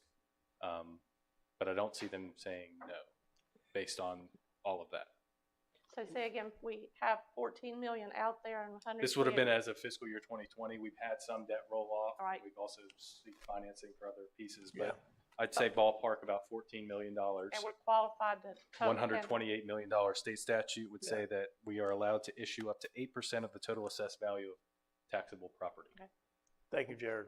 Martha, the one thing I would say is you're right, the LGC would approve certain circumstances a transfer from the water and sewer fund to the general fund, but they don't like it. And if we don't like any of this. At no, this but I'm point. going to say what that also would do is that's going to take money out of our water and sewer fund that we've got dedicated toward water and sewer projects. Yeah, you're robbing Peter to pay Paul. So under that scenario, the problem magnifies or compounds itself as we can't finance this, and we're taking money out of water and sewer, which then depletes our monies to put toward our infrastructure needs. Right. But if I recall, you're the person who brought that up. So I just brought that up to say that is a possibility. And that's certainly not the direction we want to go, but we know that it's legal to do so. You're right. I did for a ladder truck. Mm-hmm. Yeah, 300,000. But city attorney, is it improper to wonder whether we can get like a legal opinion about the legality? Like, I don't care about well, I do care, but for my purposes, put aside whether it's a good policy decision. If there's issues raised as to the legality of doing things a certain way, or based on can somebody opine on that yes, based on everything, I think this was a valid and appropriate thing to do, or am I thinking of different We things? can get back to you on the contract terms. I think the other provision of the reimbursement resolution was provided by the consultant. All right. Well, I think what Mark was talking to is we identified the money coming from one source, and then without, I don't think any approval, it came from other sources. I don't think, me personally, I don't think you do that. Once you say it's coming from this source, that you have to fund it from that source. You can't dip into other funds. Well, it's not even a fund. It's just the balance of the checking account. It's not like it's even anything you can Well, that's for me. point That's to in the budget. Well, there is budgeted expenditures in the project ordinance. That's the piece that so we have anticipated revenue of the loan proceeds, the SCIF grant that we received, totaling $13.6 million. Then on the flip side of that, we've got $13.6 million in expenditures. So there's your authorization. Right. We just haven't gotten the revenue yet. Right. And so we've been cash flowing it. And that's the issue, though. You need the I'm revenue understanding. to pay the But expense. Do we want to move on to? Yeah, I'll take a memo on I just raise the issue. Just someone explain it to me so that I can understand it, and we can allay any concern. Hopefully allay any concerns that we might have, because there might be an explanation for it, but I don't know. I don't understand. And what my colleagues have raised about this at least concerns me enough that I'd like to see something that would satisfy me that this was appropriate, if such an opinion can be presented. If I could use it as just a general operating budget analogy, we anticipate we'll just use this year's budget, $30 million budget. We anticipate that we are going to collect $30 million to fund $30 million in expenditures. But we don't collect $30 million up front, and maybe we have a bunch of CIP projects on the front end that we are technically cash flowing until we receive the tax revenue. It's the same concept, greater risk, but it's the same concept with the budget ordinances. We have anticipated revenues of the loan proceeds, and we are cash flowing. Go ahead. But that's a city in good standing. We've done this to ourselves, and we're putting ourselves in this situation. there is a greater risk. I just kind of wanted to use that as kind of I understand what you're yeah. saying. It's just, this is a greater risk. You even said it. That's my problem. There is, yeah. Yeah, because if you don't get the loan, I mean, we have CIP projects, we have residents that have concerns about infrastructure, and I know you guys want to move on, and I apologize, but this is stuff that I ran on personally, and I don't mean to make this political, but I'm also, I ran on finances, and this is a problem for me. And I don't think that this one session's going to cut it, in my opinion. Thank you, Jared. Yes, sir. Thank you all. Thank you very much. All right, next item on the agenda is the public hearing. No, No, we got to do the finance. It's Which one? Oh, approval of financing agreement for equipment. I'm sorry.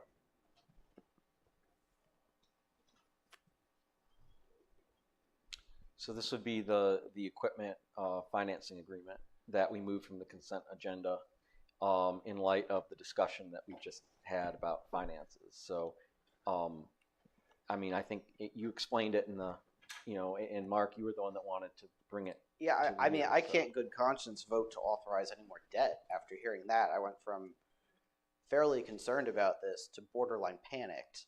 So I don't know that presentation really made me feel any better. So I will be voting no.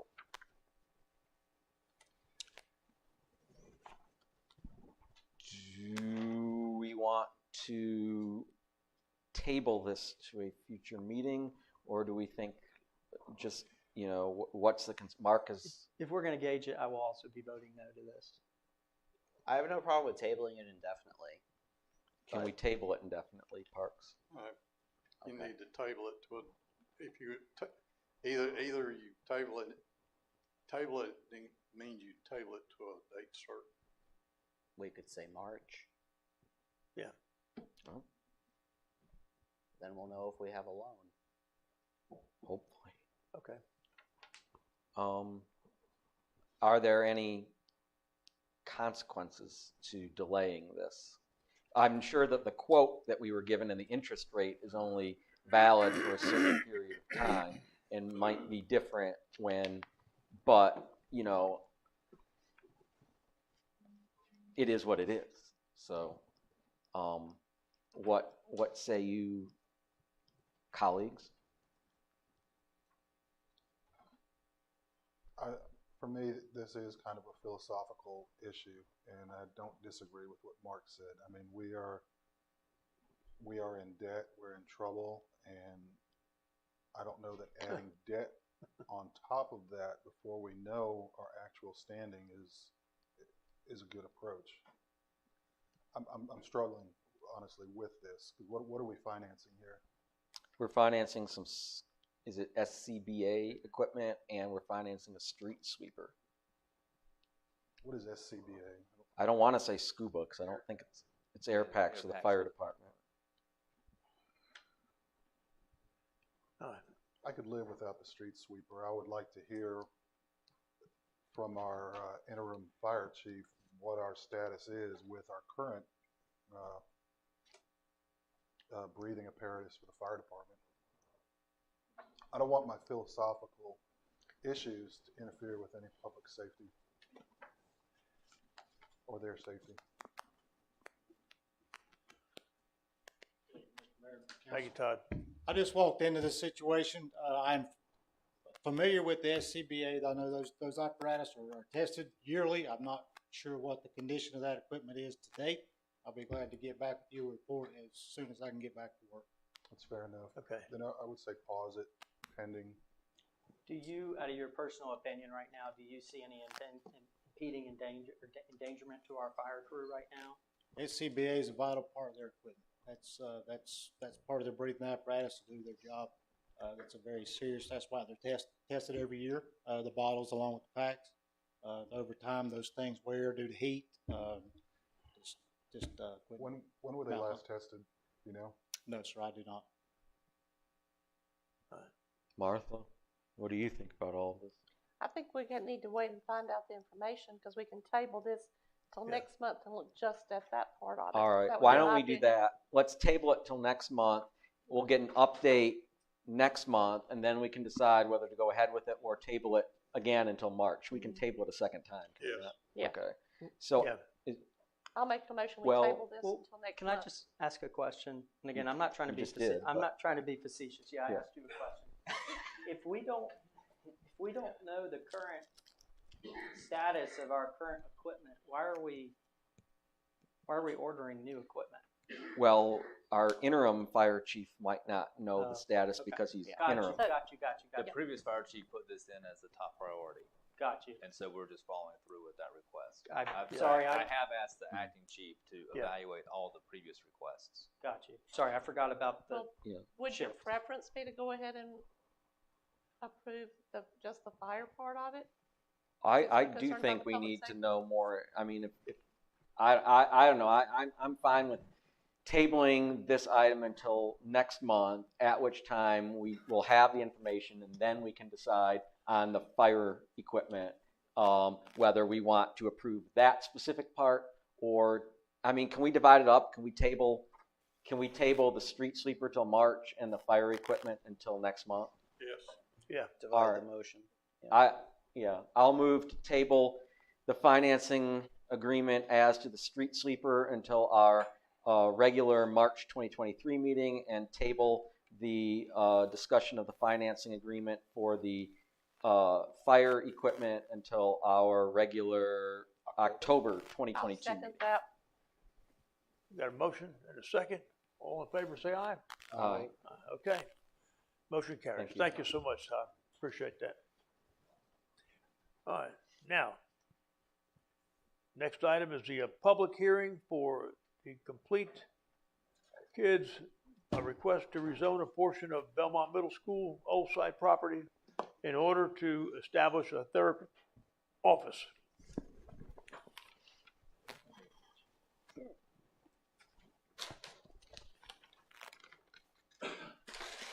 I move to go into public hearing. Second. All in favor, say aye. Aye. Okay, for public hearing.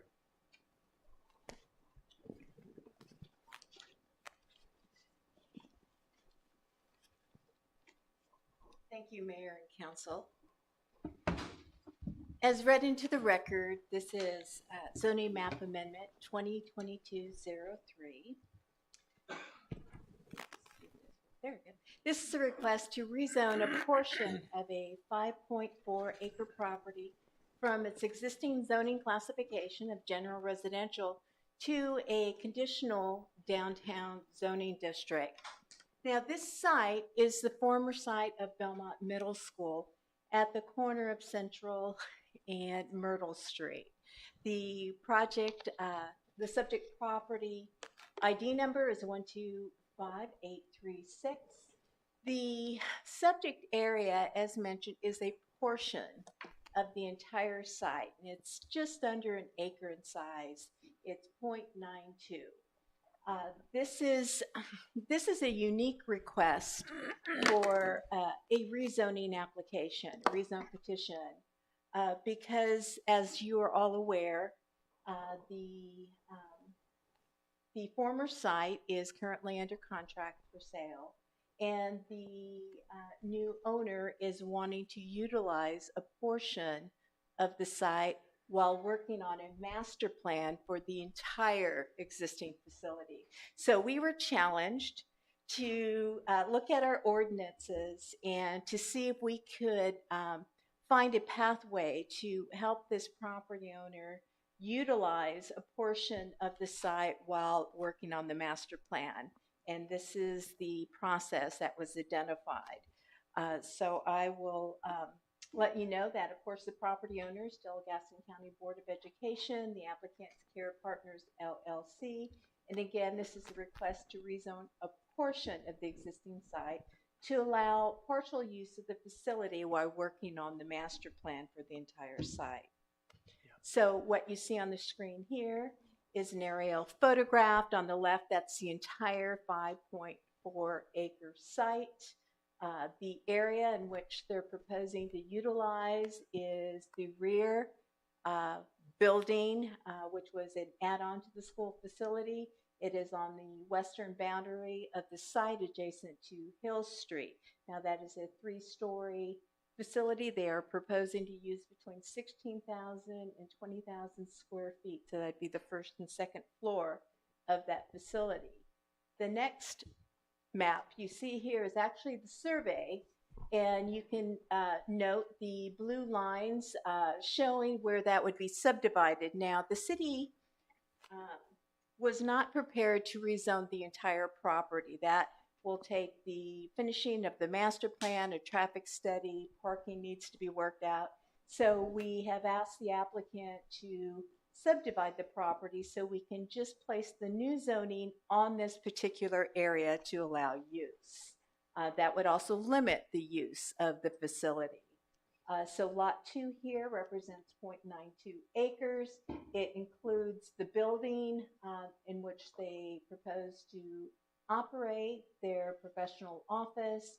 It includes the existing parking lot that fronts Myrtle Street, as well as the parking spaces that utilize Hill Street for access. So with regard to performance standards, again, they are proposing to utilize between 16,000 and 20,000 square feet for professional office.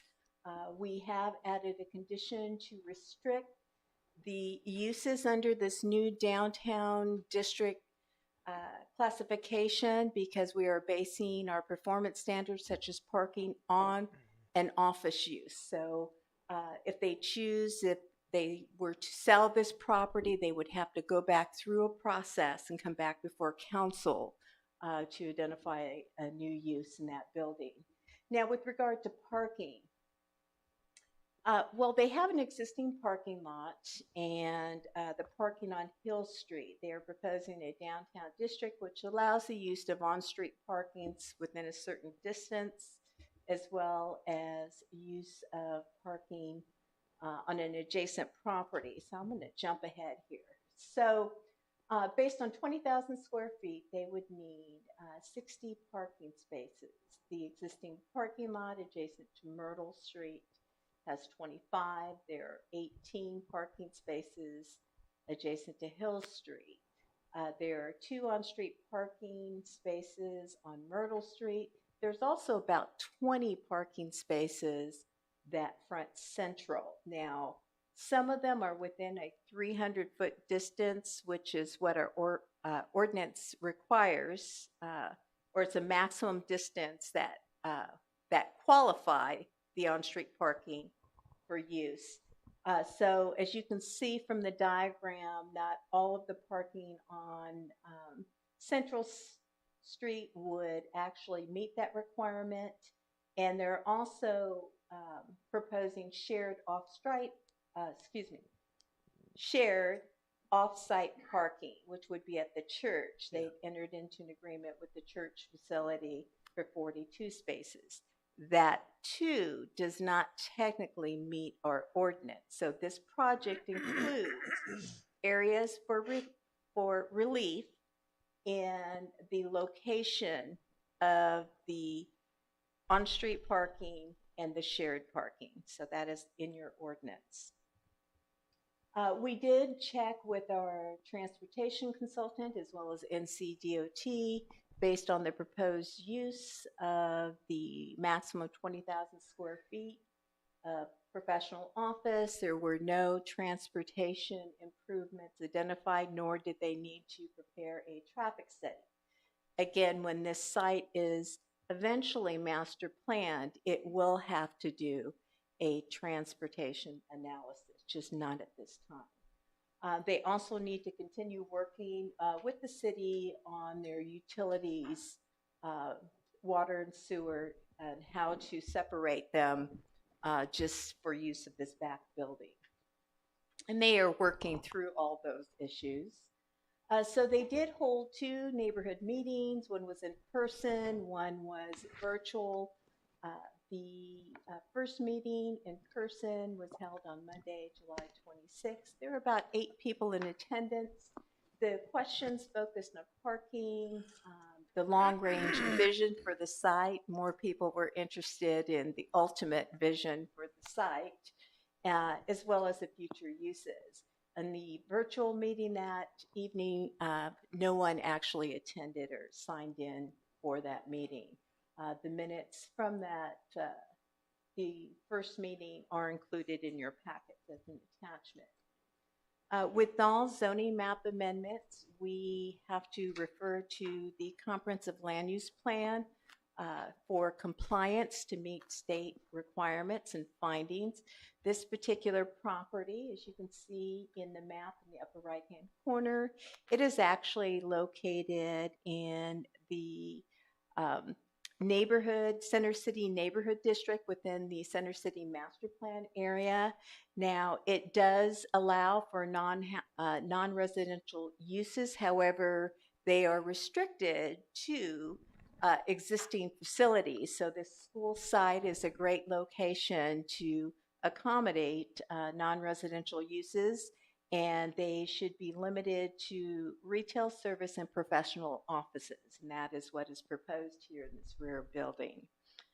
So it does seem in keeping with the intent of the future land use district within our comprehensive land use plan. We are also in the belief that the petition is consistent with our goals of the comprehensive land use plan, the area of land use, economy, and community character. And it is in the public interest because it proposes an adapted reuse of a portion of a historic property that serves as a good transitional use, a professional office adjacent to the residential uses across the street. So the planning board heard this item at their August 18th meeting. They did a great job in evaluating the project, and we nailed down particular areas of relief that would be needed.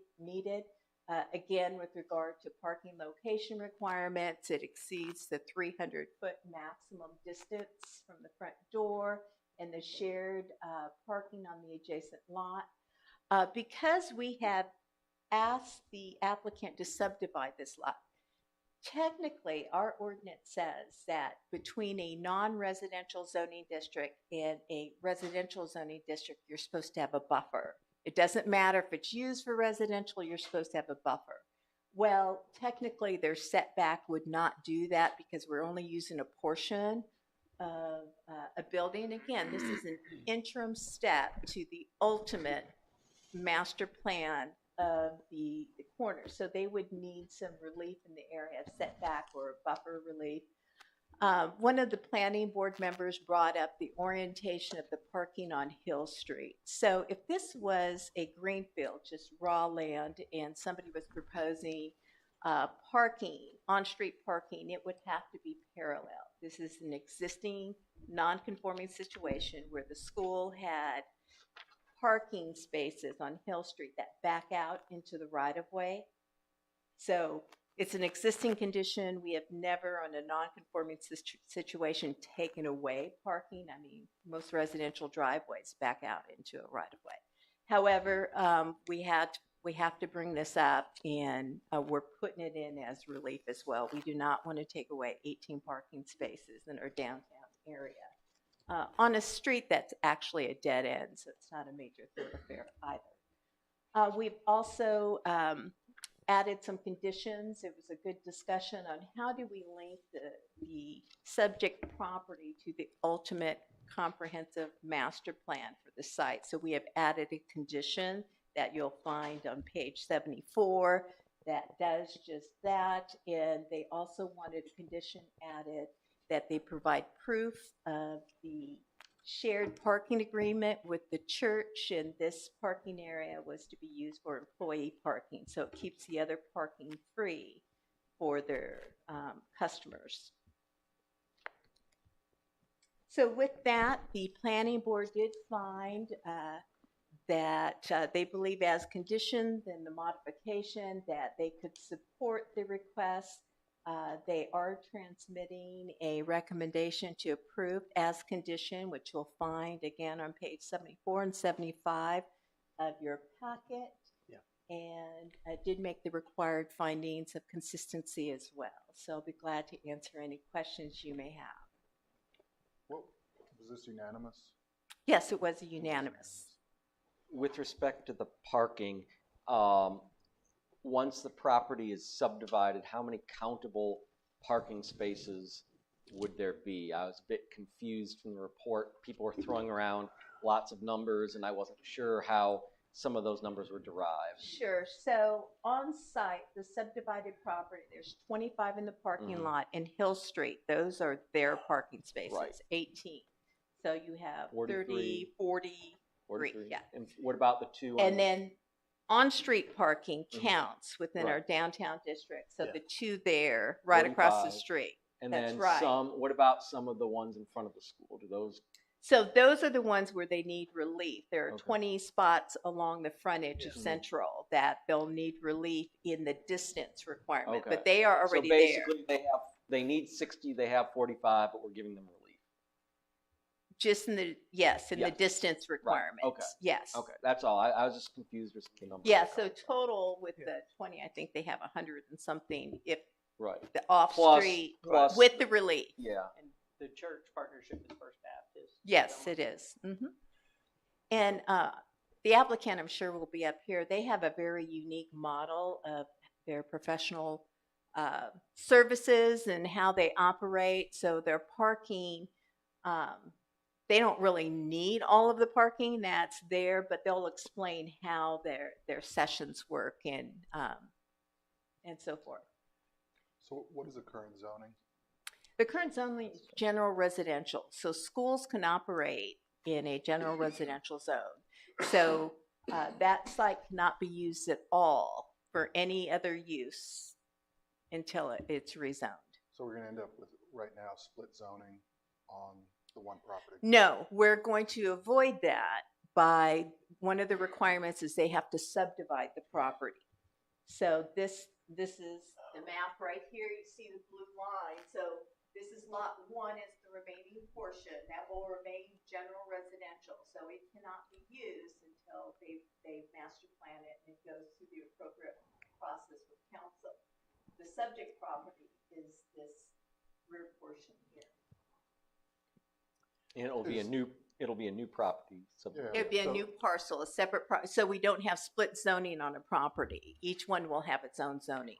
I remember we were talking in a workshop about the potential for split zoning. Okay, and so you found a remedy for that. Yes, it took a while to figure out how we could get there, but yes. Is the ultimate goal to reunify the two properties at some point? Yes, so the pathway that we're working towards is they are continuing to work on the master plan. This will have general residential on lot 1, a downtown conditional zoning district.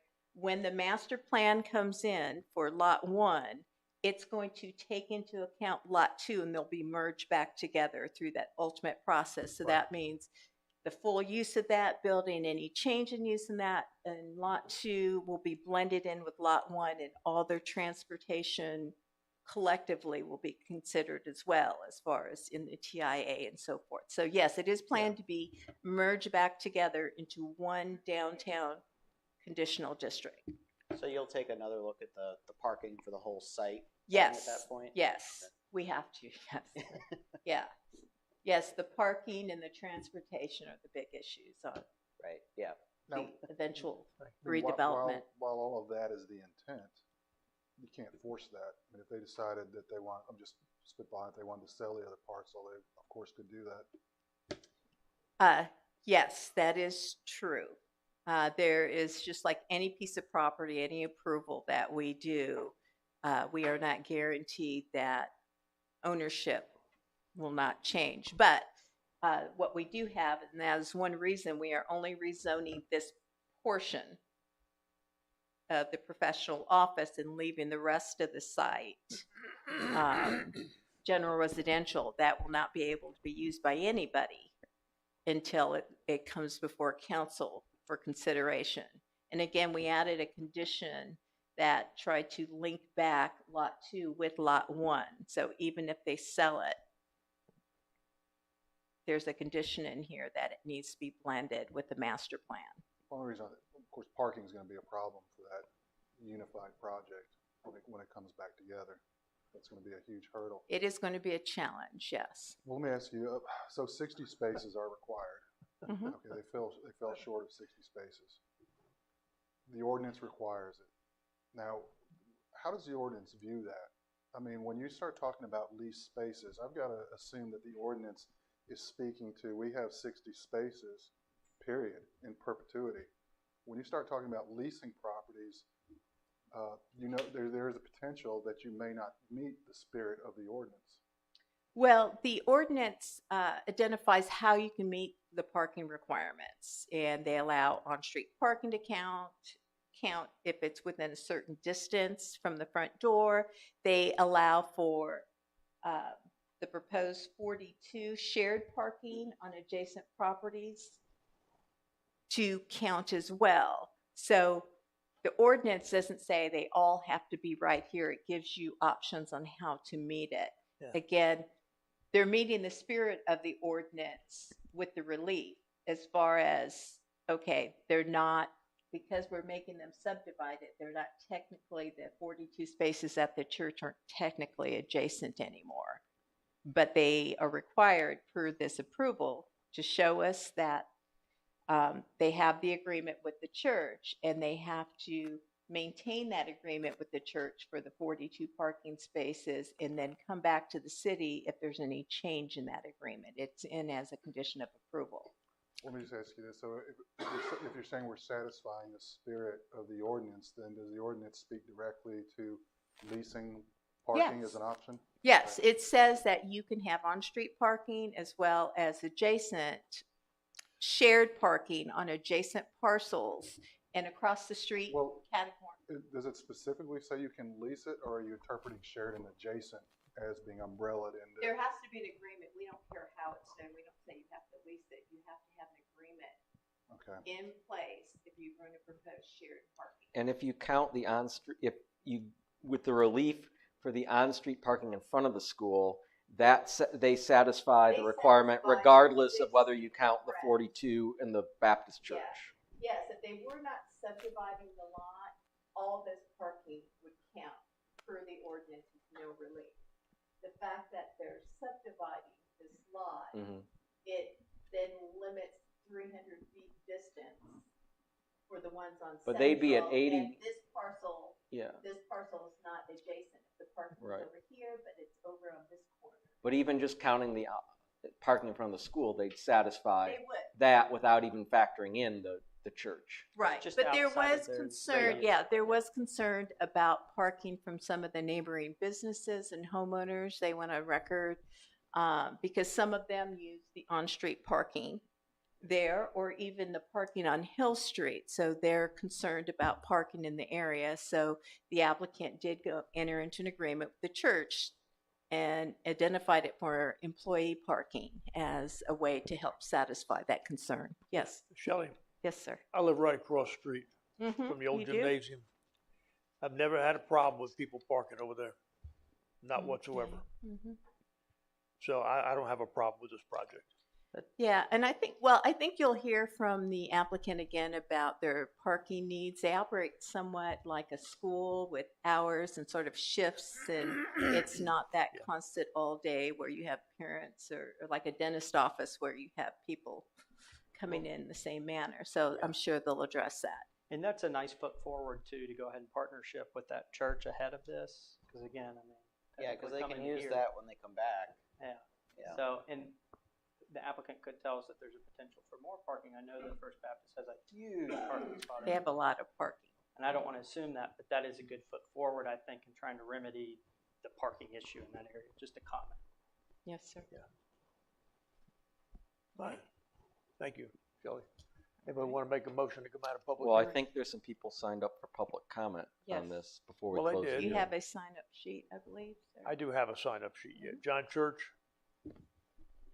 Adi Kidaria, and Dimitri Boxes.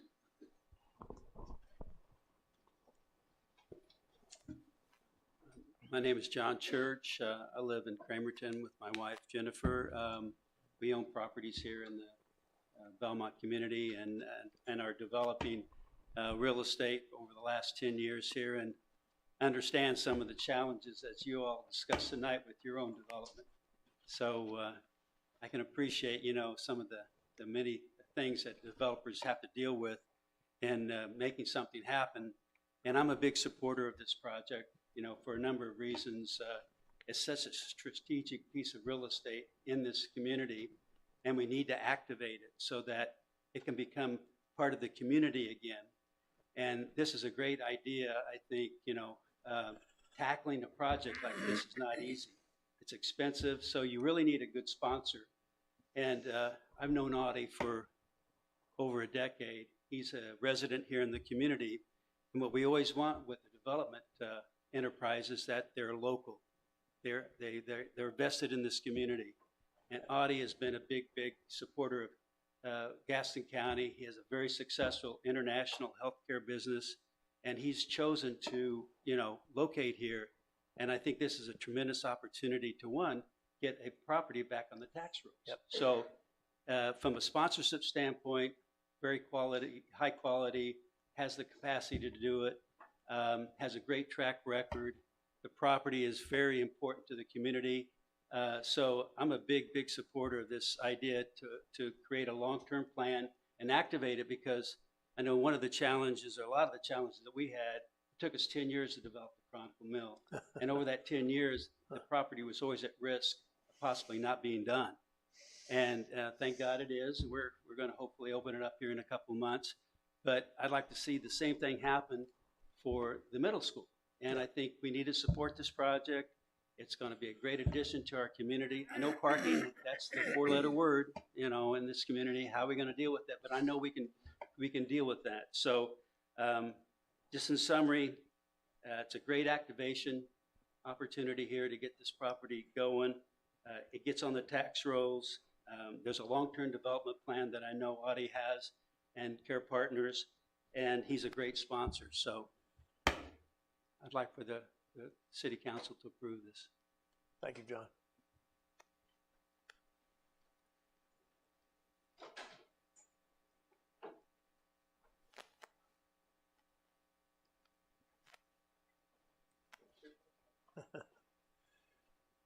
Mayor, members of council, thank you for your time this evening. I find myself in front of you all again after a few short years looking to save and redevelop pretty important building here in the city of Belmont. First with John and with Chronicle, which I think everyone can now say has turned out really amazing. What a great asset for the community now. We're about to do the same with the middle school, just as complicated and just as pioneering, I think. The interim step here is to try to shorten the mistakes that we made during the Chronicle, one of which was to leave the property itself sort of in a boarded up state for such a long time that we almost lost it due to just negligence. It was falling apart on the insides due to weather.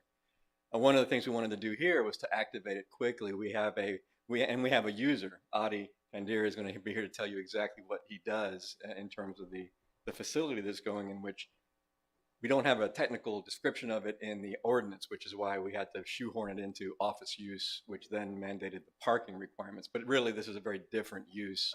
We have an actual, quite a surplus of parking, even if we were to use the entire building of the piece that we're subdividing, not the entire 5 acres. That's a whole different plan. This getting into the building now is to put eyes and bodies on the property to prevent further deterioration of the main building and to keep it free of people going in and I think it was already vandalized at one point. So we're trying to avoid that. Yeah. So we're activating that first building, and then in the interim, from between that point and from that point on into next year, we're developing a master plan for the entirety of the 5 acres. And we're already soliciting development partners who would be coming in to help do that.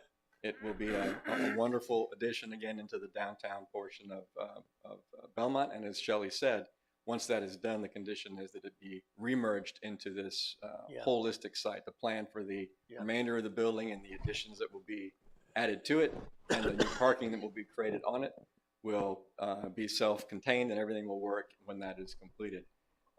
In terms of the parking that we have now, in order to even further mitigate any sort of feeling that we're taking on-street parking away, we don't even need any of the Catawba Street or the Myrtle Street. I'm sorry, the Hill Street, the Myrtle Street 2 spaces that we can use, or the technical 5 or 10 spaces on Central that we could use. We have enough parking, as Audie will explain, in how the business is run, to fully park staff, parent pickup, and the students using just the parking that you saw. We already have an agreement with the church. We have a copy of it here, signed and sealed, ready to go. And we have enough parking in the parking lot that's existing on the site and on Hill Street to more than compensate for what we would be needing. For both the 20,000 square feet, which is the 2 floors, and for the additional 3rd floor when the business expands, as Audie looks to grow his business over time, we were able to park that as well without any impedance of parking along any of the streets. With that, I'll let Audie go ahead. And Shelley, feel free to, so you mentioned expanding to the 3rd floor. My understanding of the planning and zoning report and the planning board is that you need to come back to the planning board at such time because you're only approved for up to 20,000 square feet at the moment. Okay. That is correct. Thank you. Yep. I'll let Audie speak. Mr. Mayor, Council, thank you for considering our request. We provide solutions to families. We provide hope to families. Our business, which has been here in Gaston County for the last 30 years, I acquired it in 2004. And since then, before my time, and since then, many, many kids have graduated from our program. And what we do is provide therapy for kids with developmental delay, which is gross motor skill, fine motor skill, speech language delay, and kids on the spectrum, autism. It's the general flow of parents and kiddos to our facility is that they are dropped off at 3 sessions during the morning, and the parents generally don't stay with the kids because it's very important for the kids to work one-on-one with the therapist. Absolutely. And get generalized education. A lot of kids will stay with us for 2 years, some for 4 years, and others have stayed with us for 18 years. And a lot of kids in Gaston County have graduated and reached their full potential.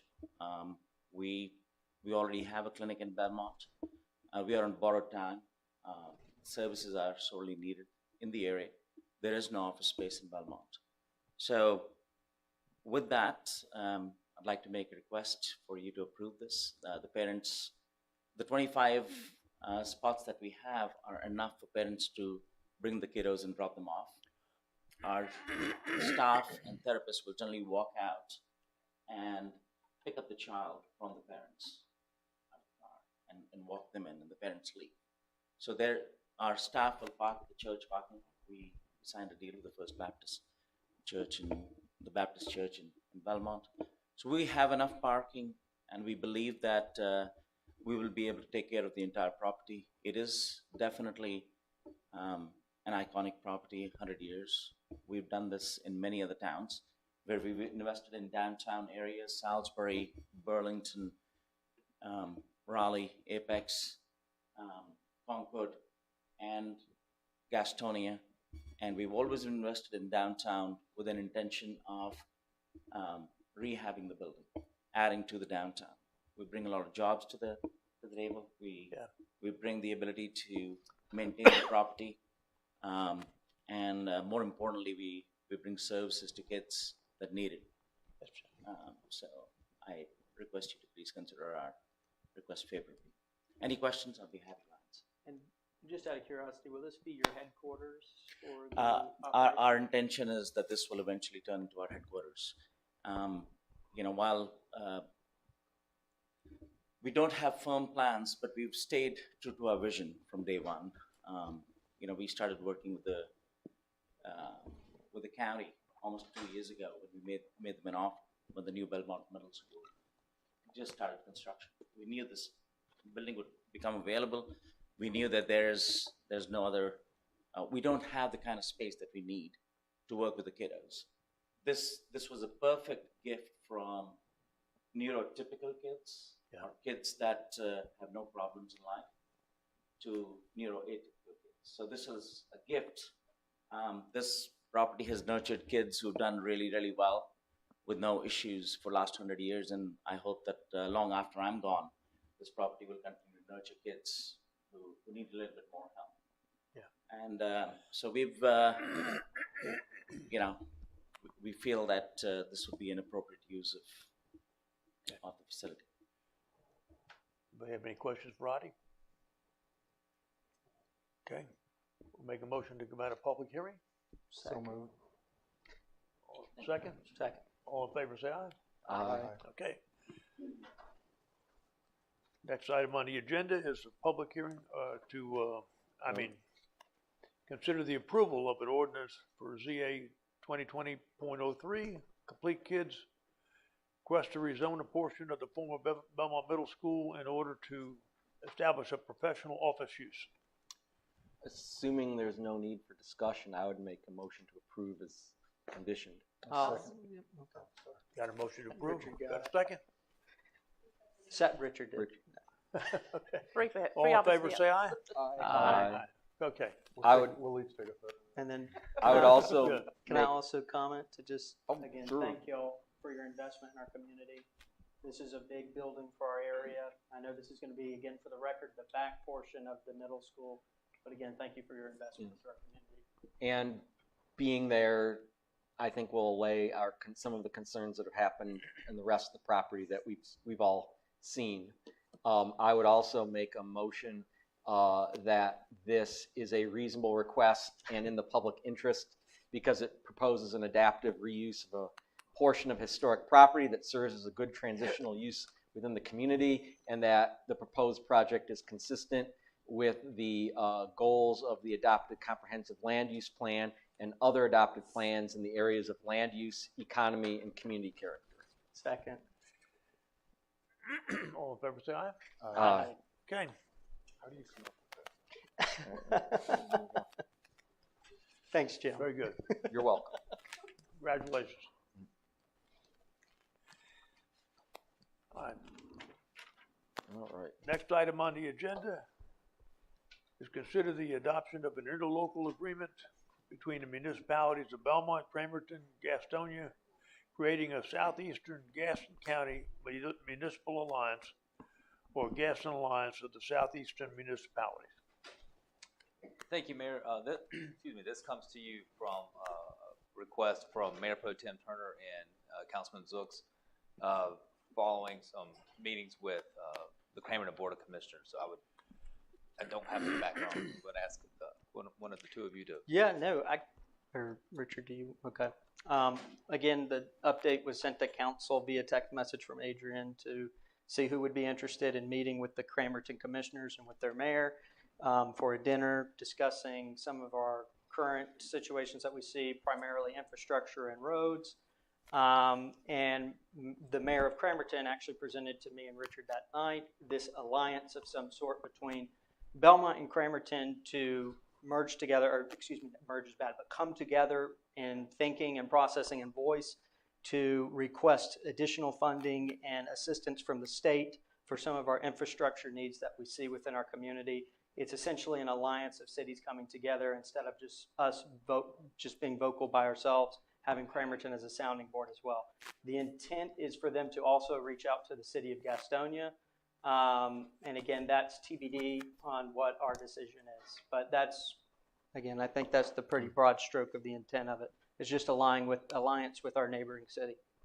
The only thing I would add is I support this because I think it magnifies our voice to our legislators, and we need that. We need to get their attention.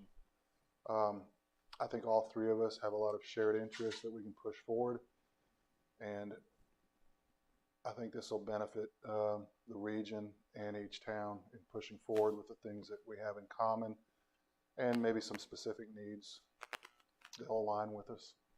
Has Gastonia already agreed to? They have not gone to Gastonia yet. They came to Belmont first, and then they'll go to Gastonia, to my understanding. I guess my biggest concern is we had all these adversarial tones toward us, and you did not get that feeling with this particular situation in the meeting then? Because I'm going, wait a minute, I thought we were all going to end up meeting with them after you guys kind of lay the groundwork. And this is more than I'm expecting, but that sounds good. But I'm kind of like, okay, are they our enemies? Are they our friends? Because we were not thinking that to start with, It as far as the friends part. It initiated in that conversation. That's kind of how what sparked it. Mhm. Again, they still continue to have their concerns about the Del Webb and the South Fork Parkway feeding into their community. And not allowing And I them might to have some And concerns about We things did not, that again. they don't consult us. So. Yeah, about their huge development. Mhm. But with that, we have two prime examples here, one Belmont and one Cramerton, where these types of communications would have come important to at the start of the developments as opposed to later down the ladder. So I think this is a step forward in good faith to have those future conversations as opposed to just all of a sudden we're receiving nasty resolutions in regards to something we've approved. And that was just my understanding and my take of it. And we did tell the commissioners that we would relay that and exactly how the conversation went. So I take It it. does seem like a more productive way to work out those issues than firing resolutions back and forth. Well, across the yes, river. Yeah. that's So. true. I take it we have not agreed on the actual name yet. It seems like it's either going to be Yeah. Skigma or Goutsum. the mayor of Cramerton had asked us if we could assist them with helping out with the Yes. naming of it. Yeah, I think let's work on that. Yes. I don't know that Goutsum is Well, again, I think all of us communities being divided and being under the pressure of development that we are, we're easy prey individually.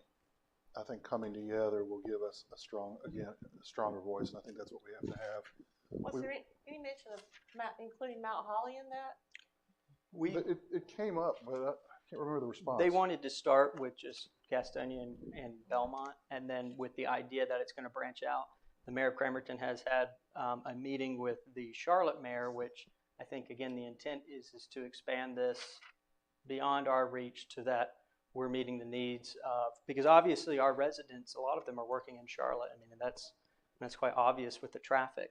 So Charlotte should also see the benefit of coming together and trying to focus development infrastructure improvements in our area. But this is just the stepping stone to that. I think Vi Lyles is in favor of trying to get together.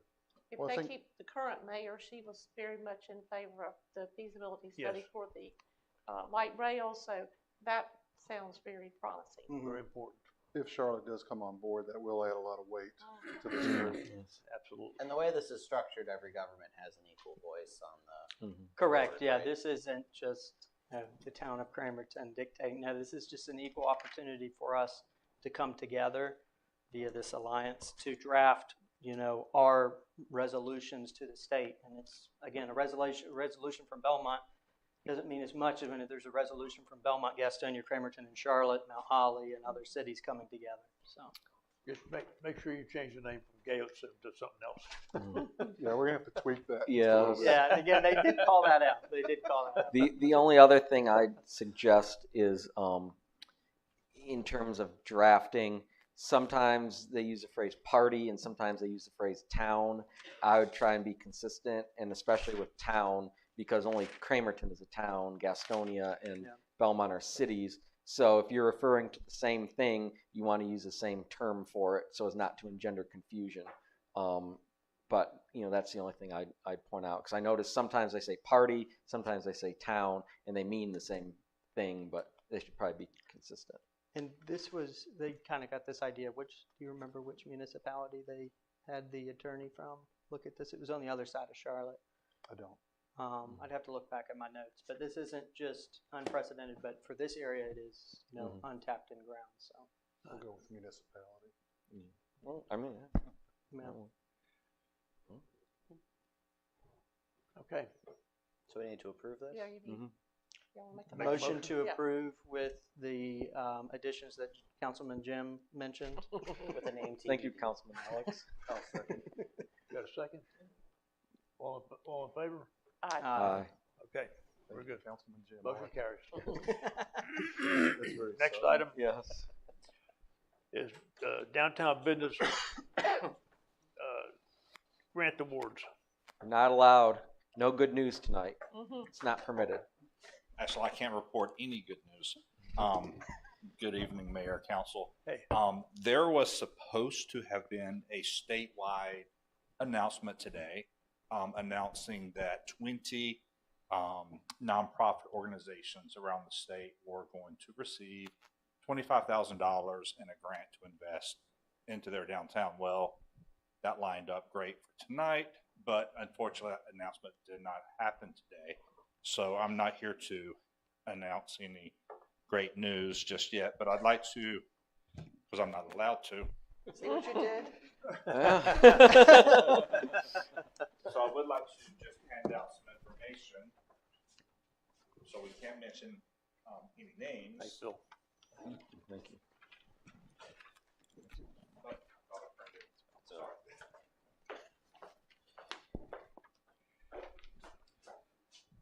The DBDA did apply for a grant to mirror it with our existing facade enhancement grant to offer more grants to our downtown businesses. The DBDA created a subcommittee last week, which Mark served on. We created grant application guidelines, ready to a schedule to announce this with today's anticipated press release. And so part of that schedule, and Mark can also answer any questions, we're under a tight timeline, especially trying to merge two grant programs, $25,000 from one, and our facade enhancement grant, $10,000 pot of money. And so typically our facade enhancement grant, the process for that, the applicant submits the application, staff reviews it, makes sure it's all there. The design committee reviews it. It goes before then the DBDA, Main Street DBDA, for review and approval. And then it comes up to you, a city council, for final approval. With the new process of merging these two grant programs, we will have one grant deadline. And so that may prevent us from following our typical approval process. So one thing that came up in our meeting last week, and I'm not sure if it was Mark or Amy, her idea, but the idea was to come to you to, as city council members, to ask, would you also serve on the ranking committee with the DBDA for this, for funding these grants. And so that was an easy way to kind of fix the problem, because we'd have one grant deadline to then announce all of our grants. Because again, we are kind of under a tight timeline for announcing as per the requirement from this organization.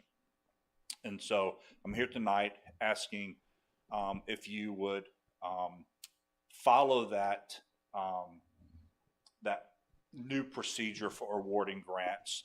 The timeline that we are looking at is announcing the grant immediately, giving our downtown businesses 2 months to get all of their grant paperwork, quotes together, and then the ranking panel, those will be due the end of October, October 28th to be exact, that Friday.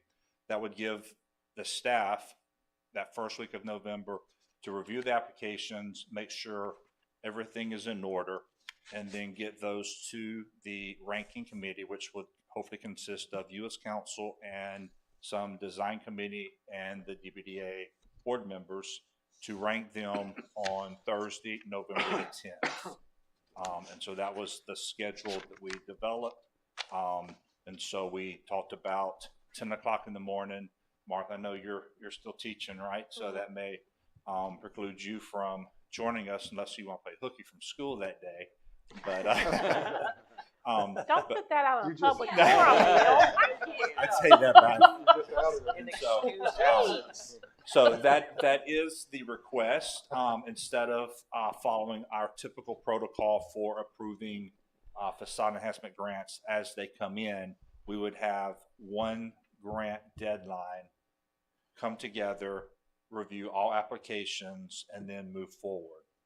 Mark, do you want to add anything to that? Yeah, we did spend some time kind of 2.5 hours to be exact. Yeah, yeah, yeah. It was actually a very productive meeting. We got a good plan in place, I think, for this. The thought with the grants was that because the entity that may not be named has a rather firm deadline for announcing who will receive the grants. It's like the first or second week in January, I think. There's a lot of work that obviously has to happen before then. So we were looking at the calendar, kind of figure out, looking at council meetings and workshops and trying to figure out when we could fit this in. And it was very difficult to align that, our schedule, with what they need to do in time for this group's in particular, timeline. if there were any questions after it got approved by the DPDA, Yeah. and then came up to council for approval, if there was any concerns, then we were going to miss our deadline. Right. And so that's when the comment about can we join together as one ranking panel to review the grants, rank them, and then move forward. Yeah, because they're going to get all the applications in at the same time. Well, by the same date, I guess is a better way of saying it. And the idea is to invite council to that meeting to provide input at that point, which will, in theory, save some time and back and forth if there are concerns about a particular project or something like that. So that's just sort of what we came up with. It seemed reasonable to me, but I thought it might be a good idea to float that by the group and kind of get a feel for the comfort level with that.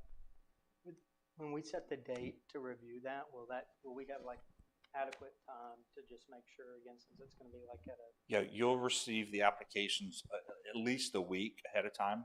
Okay. And then we scheduled Thursday, November the 10th at 10 o'clock in the morning to start the review. And then we even talked about ordering pizza if it needed to work. Where would we get it from? I wonder. So, That was not my idea, for the record.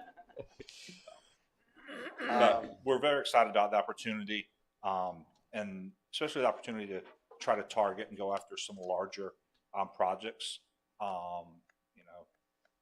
Hopefully in the River District as well, removing some metal slip covers and restoring some buildings there. So we feel like this is a great opportunity to incentivize with extra money some larger projects in downtown. And I don't know how much, if I'm not allowed to say anything, just throw something at me. But I know you had some renderings of kind of what you were thinking that were pretty cool.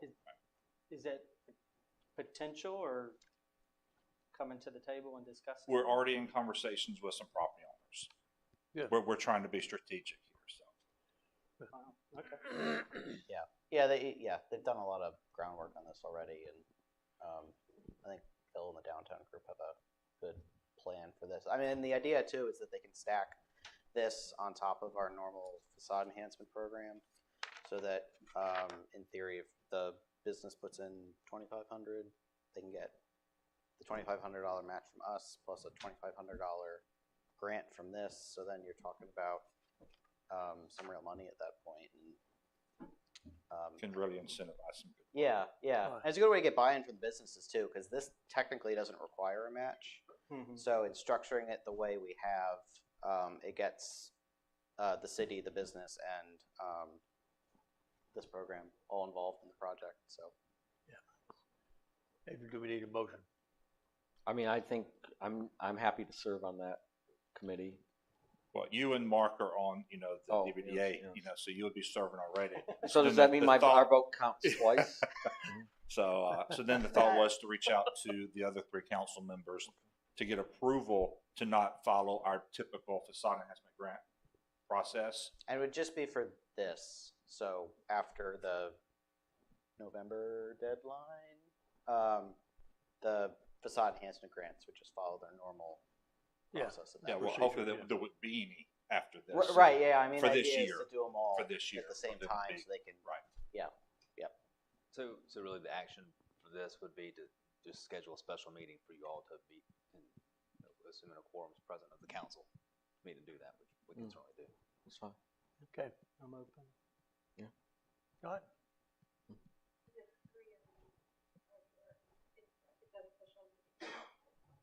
Oh, that's true. Yeah. So I guess we just have to call the panel a joint meeting, I guess. Yeah, with, joint, yeah. So 3 or more. Wherever 3 or more are gathered in his name. We have to public comment. Yes. So it has to be an open meeting? Yes. Yeah, Yeah. probably have to be, Is there an exception for like economic development? I thought there was. You can meet in closed session to talk about relocation of an industry here. Oh, that's what I'm thinking of. Okay, I just remember economic. Well, that may prevent open conversation about the applicants or about the applications if it's an open meeting of people come in. So, But it would have to be. It's gonna have to be. At the end of the day, it would still come to us, right? And it would be a I mean, public our forum. deliberations on board appointments and stuff are public. Anyone can. Yeah. Yeah. unless y'all just the only issue where it could funnel back up to council. The only issue would be if there was an issue with one of the projects that council didn't approve, then we wouldn't have time to go back to the DBDA or the grant ranking committee to then shuffle things. And so that's why we were trying to come together as one. So, But that would have been a public meeting anyway, if you follow that process, and they would have to discuss it in open session, so. That's true. Yeah. Either way, there's an openness Yeah. to it, so. But I guess on the back end, if it was an open meeting approving, then that would be fine. But Yeah. discussing the applications that, during the process, I think would be a little more difficult. So, But we're gonna, if you're gonna be using city funds, any portion of it's gonna have to be a public discussion. Yeah. There's not gonna be any way to shield that, and I don't think it would be good to try to. I mean, I understand what you're saying, but I mean, we're constrained. right. Mm-hmm. thank you, Phil. Well, we'll just have to, if any applicant wants to come and sit through multiple hours of conversations about them, so be it. Yes. They just won't get any pizza. Thank you.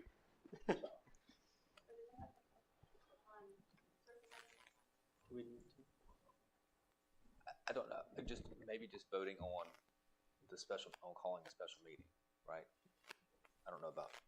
I mean, your processes, and you had even talked during the budget discussion about changing some of Yeah. the process for these grants. I don't know if you need to vote to do that, but Well, let's ask Parks.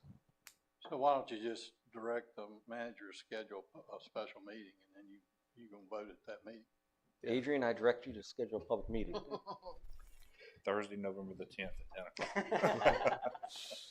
Not to put too fine a point on it. Are y'all, I know Martha's teaching, but Yeah. are the two of you available potentially? When you're saying, who are you looking at when you're saying the team? The two of you. Oh, Me and you. Because Mark and Jim are already on the DDA. Yeah, he was trying to get as many people there as possible.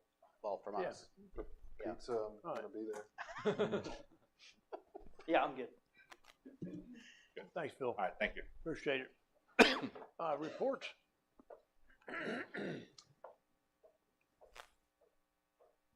thank you, Mayor. The next item are the draft minutes of the Tourism Development Authority's meeting, the Downtown Belmont Development Association meeting, the Environmental Sustainability Board meeting, the Main Street Advisory Board meeting, and Historic Preservation Board meetings. All of those were from August.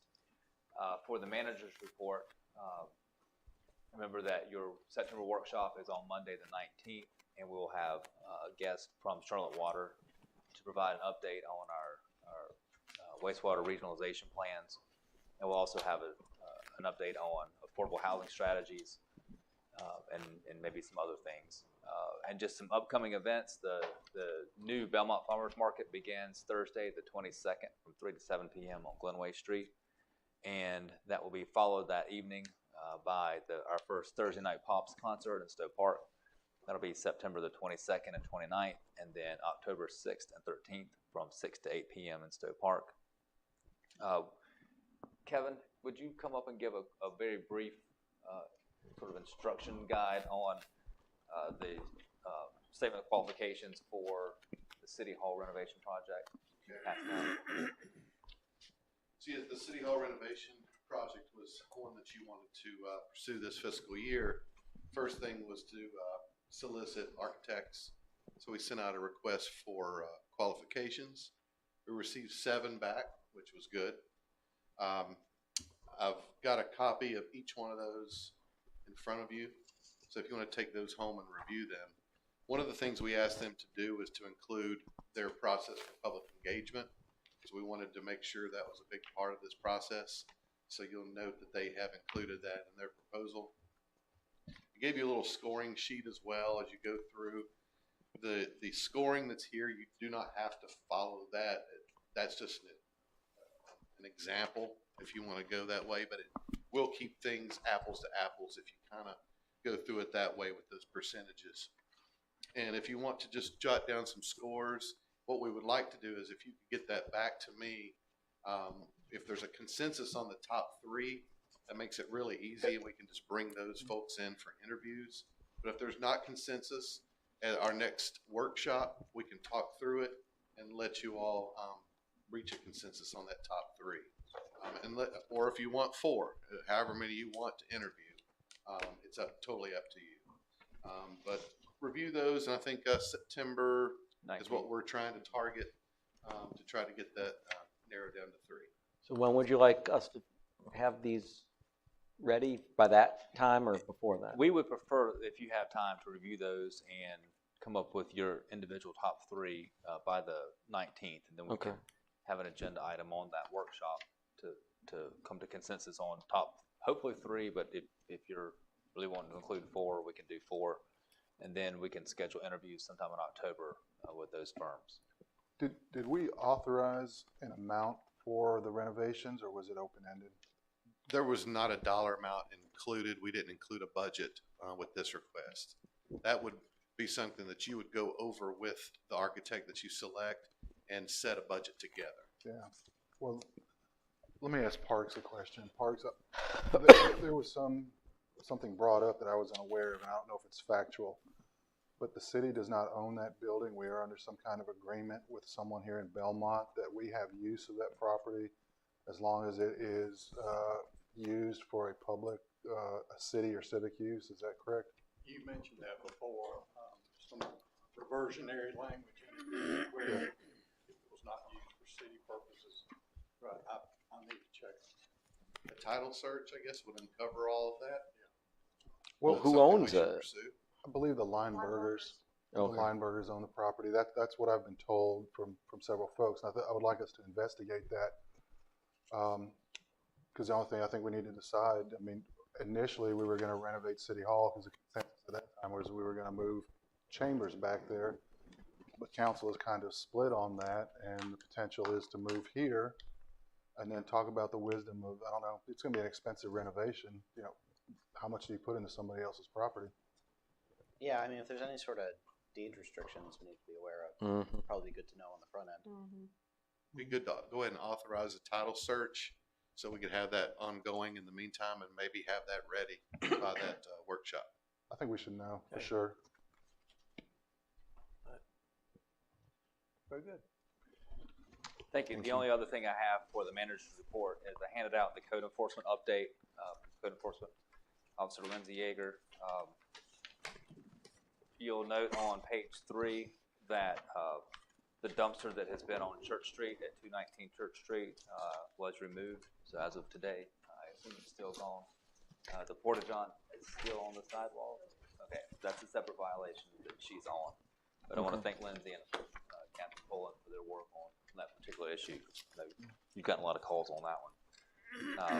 But you see that there's some potential items that will come to you in the coming months for minimum housing on that. So thank you, Lindsay. Very good. That's all that I have for you. Other business, we'll start out with Mark. I just had a question for Shelley, if she's still here. Oh, I got a few questions about the the lots at Central Woodrow where they've cleared the trees. Could you just explain how our tree ordinance does or does not apply to that particular project? Yes, I can. So the tree ordinance does not apply to exempt subdivisions, which that is by state law an exempt subdivision. So they have a certain size. I think it's under 3 acres, and you divide it no more, or 2 acres, divide it no more 3 lots. There you go. By state law, it's exempt, and that is in compliance with the ordinance that we adopted in state law. Oh, okay, so it's actually like a statutory. Yes, Oh, yes, okay. the state dictates what constitutes a subdivision and what is exempt from subdivision ordinances, and that qualifies as exempt. Our tree ordinance says that you're an exempt subdivision, that does not apply. So if Okay. somebody had 1 lot dividing it into 2, it was under a certain size, it would be exempt. Okay, that was all. Thank you. Okay, fine. Martha? Several things. Thank you for looking at the golf cart usage issue. I had asked about that. We have people after dark on golf carts. We have people going to the South Point football game on their golf carts. They're coming back after dark. And there was a recent incident in Statesville where you had a family of 5 after dark on a golf cart, and there are now only 2 of those people. So we really do not want that. So we're going to have to seriously consider changing and not allowing golf carts if people are not going to go by the rules. So thank you for doing that, because I think that is a big concern. I would like staff to seriously consider and work on having a situation where we change something with regard to the 0 lot line downtown, because the Imperial Lofts looks awful. I mean, there's no way about it. When you go downtown now, you have this little house and this big building. So I don't want that to happen again. So whatever we need to do to set it up so that we look at that very carefully to see, is it just so it doesn't happen again. The other thing, and I know Richard's gonna talk about Alan Milliken, but I want to just throw out there, I think that we certainly want to help him, but to me, one of the things Jennifer Church mentioned is a big issue to me. If we want to have a presence in the history downtown, the ideal setting for him to use, at least temporarily, until we figure what we want to do with the old city hall, so to speak, is to have him use our meeting space, because you've got wall space, you've got a place for him, it's centrally located, you have people coming in and out with the chamber, all that kind of thing. And we also have 2 entities, a historical society and a foundation. To my way of thinking, they should be trying to figure out how all this works together and help perhaps the situation. So that's kind of my 2 cents worth on that. Thank you. Thank you. They're going to have a tribute for the Honey Hunters game. We've got people that are going to be Tina Turner and Rod Stewart going to be there. Assuming he's not dead. No, they're not. Okay. They're not dead. These are impersonators. Okay. But it's going to be after the Honey Hunters game. It's going to be a great event for 9/11. First responders, all these people that are in the military and whatever the case may be are invited to attend. It's going to be great. So that's all I got. All right. I have a couple things. I think a couple of them Bill might be able to address. I was just wondering what's going on with Rankin Street and that resident who was here a few months ago, whether we could get an update. And then Davis Park, someone spoke to me a few months ago about some lights being out, and that was a Duke issue, and I was just wondering whether that's been resolved, in addition to, I guess, the bees or wasps that were hanging around there. Yeah, I guess you heard that one. I did hear that, even all the way in Wyoming or wherever I was when our tree contractor didn't have a good time out there that day. The Rankin Street has been resolved for fairly low cost to the city. We were able to install 2 additional drains to assist with some of that flooding problem down there to help mitigate it. Again, we've let the homeowner know we can't eliminate all flooding potential, but we think that this will greatly reduce it, and we haven't heard any issues since. So that's good. The Duke Energy came out and investigated the lighting issue, because we also had some lighting issues with the pickleball courts too. Mm-hmm. There was some sort of dropping some sort of legs out there in the circuit.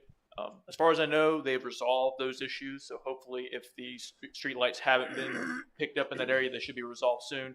I'll go ahead and I'll drive out there either tonight or tomorrow night and check it out and see if there are any. And if they're still out, I'll request those again to make sure they're taken care of. And we're working on the bee situation. We want to save the bees, but we also want to keep because we were a bee city, but apparently not. Those are the wrong type of bees. Well, in the wrong place. We did our best to save them. We contacted some local beekeeper experts to come out and try to save them. And then they relocated to another part of the tree. We thought they were gone. They went to another part of the tree. So we said, "Oh, they're gone, thankfully." And they came back. So we're still working through those issues. Okay. Okay. I never thought when I took this job that I'd have to deal with bees. Bees everywhere.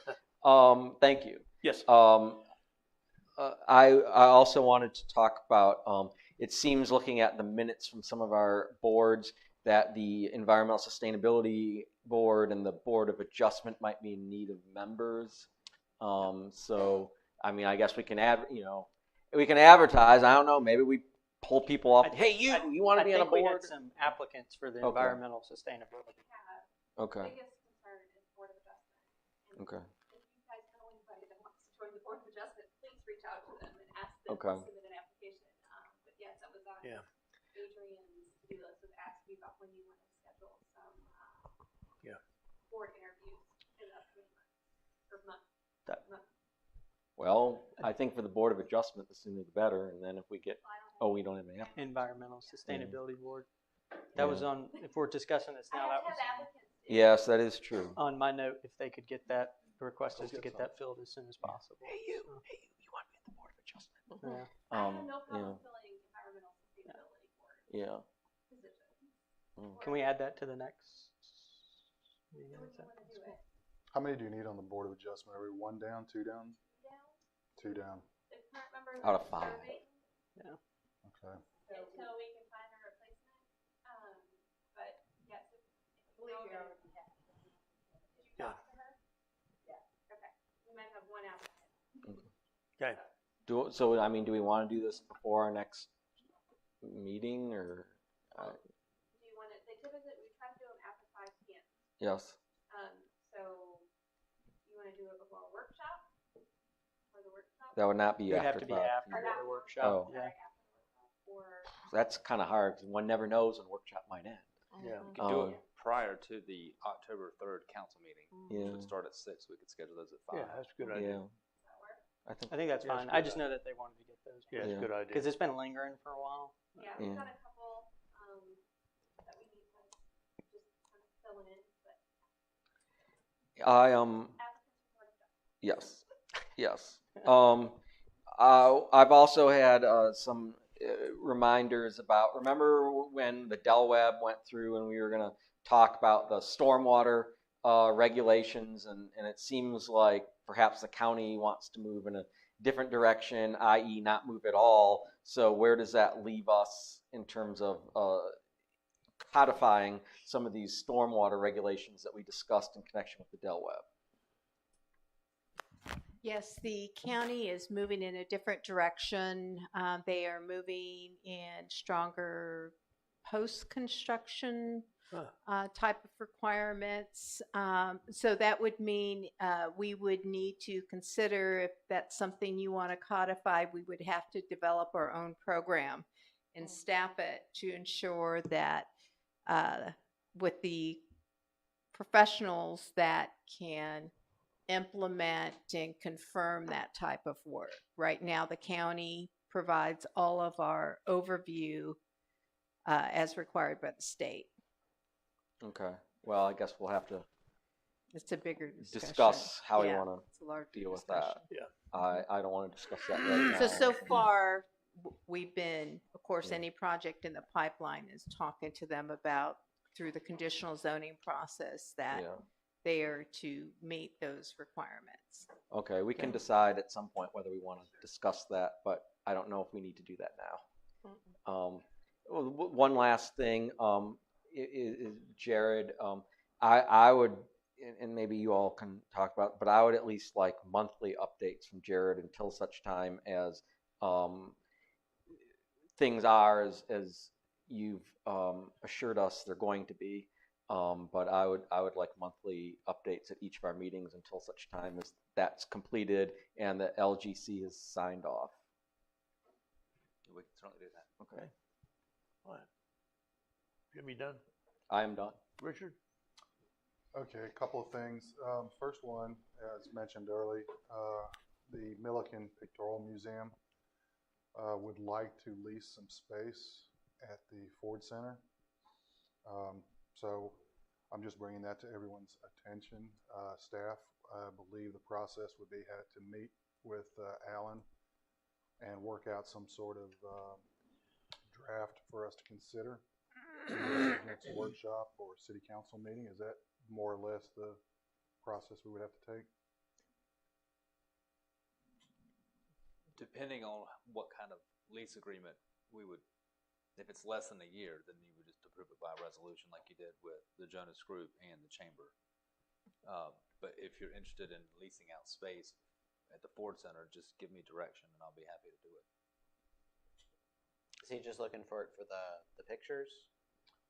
Well, right now you still have activities of Park and Rec going on in the Ford Center. So I think the approach is Alan would like to lease the small office in the back and also to be able to use Zip's old office, which is rather large, to store his materials.